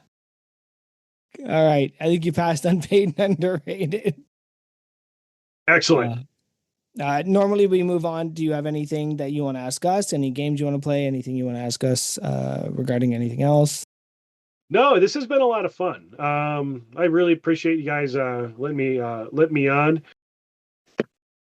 Yeah, I had fun with this. This was good. Outstanding. Yeah, you did. Now, do you think we scratch that itch of not being able to interview people for a while? Like, do you think this is we're gonna reinvigorate? The hell with Andrew because in his shitty schedule. But I do see like, yep. If people liked it, if people like that kind of content, because here's the other problem too, is it's really hard to tell if people like content because you have to like leave a comment, right? Like it's kind of like this void. It just goes off into the ether. And you're like, does anybody fucking care that I just talked to Deadliest Lift about all of his stuff, which is a lot, by the way. The guy's like almost a fucking doctor. But yeah, like talk to him about all his stuff. Like, does anybody care? Like, there's the usual commenters, but it's just kind of hard to tell. And the view count wasn't there. So I don't know. No, potentially. we feel that. But we kind of this week, like a lot of times we know we have our core listeners, but like if people don't engage on Discord sometimes I'm just like, did no one listen? Like, did we not say anything funny? Like, was there nothing content? Was there nothing worth like driving the Discord to actually just have like sub conversations? And like, there was like one thing that someone talked about, and I was like, this was a great, like, I had a great time with Rory. We talked about so much different shit. Mm-hmm. And then like, it was just crickets. I looked at my phone at lunch and there was no fucking comments. And I was like, come on, guy.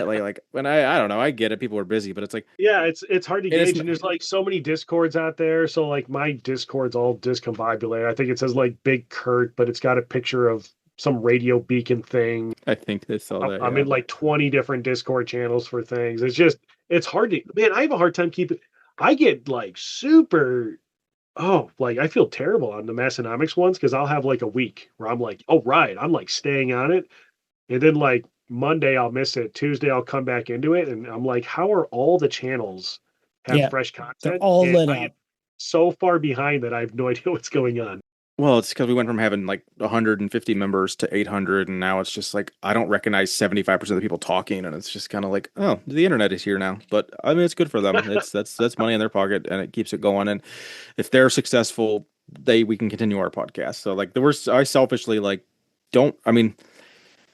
Do I wish it was still had that like smaller feel and it was just like you knew everyone that commented in there? Sure, that'd be awesome. But like, would Massonomics be able to sustain if they only had like 50 subscribers? Like, no, because they probably would have hung up the podcast or quit putting effort into it. So I get that having 800 people in the Discord and kind of everything getting lost is what's going to keep them motivated financially to keep doing this because that's a decent chunk of change for them. So like I get it, and it keeps us podcasting because I love doing this once a week, getting to know someone for 2 hours. Like it's just fun because especially when it's like, we've interviewed 140 plus people, and I think I've met 80 of them. Like that's the cool thing. Like too, it's like it's people that I get to meet in person because we like Massonomics. We get to go travel and do this fun shit with each other, and I don't know. That's just fun stuff for me. So I love it. I'm glad we're here. But yes, please go comment on our freaking post in our Discord because we don't know if you fucking listen or not.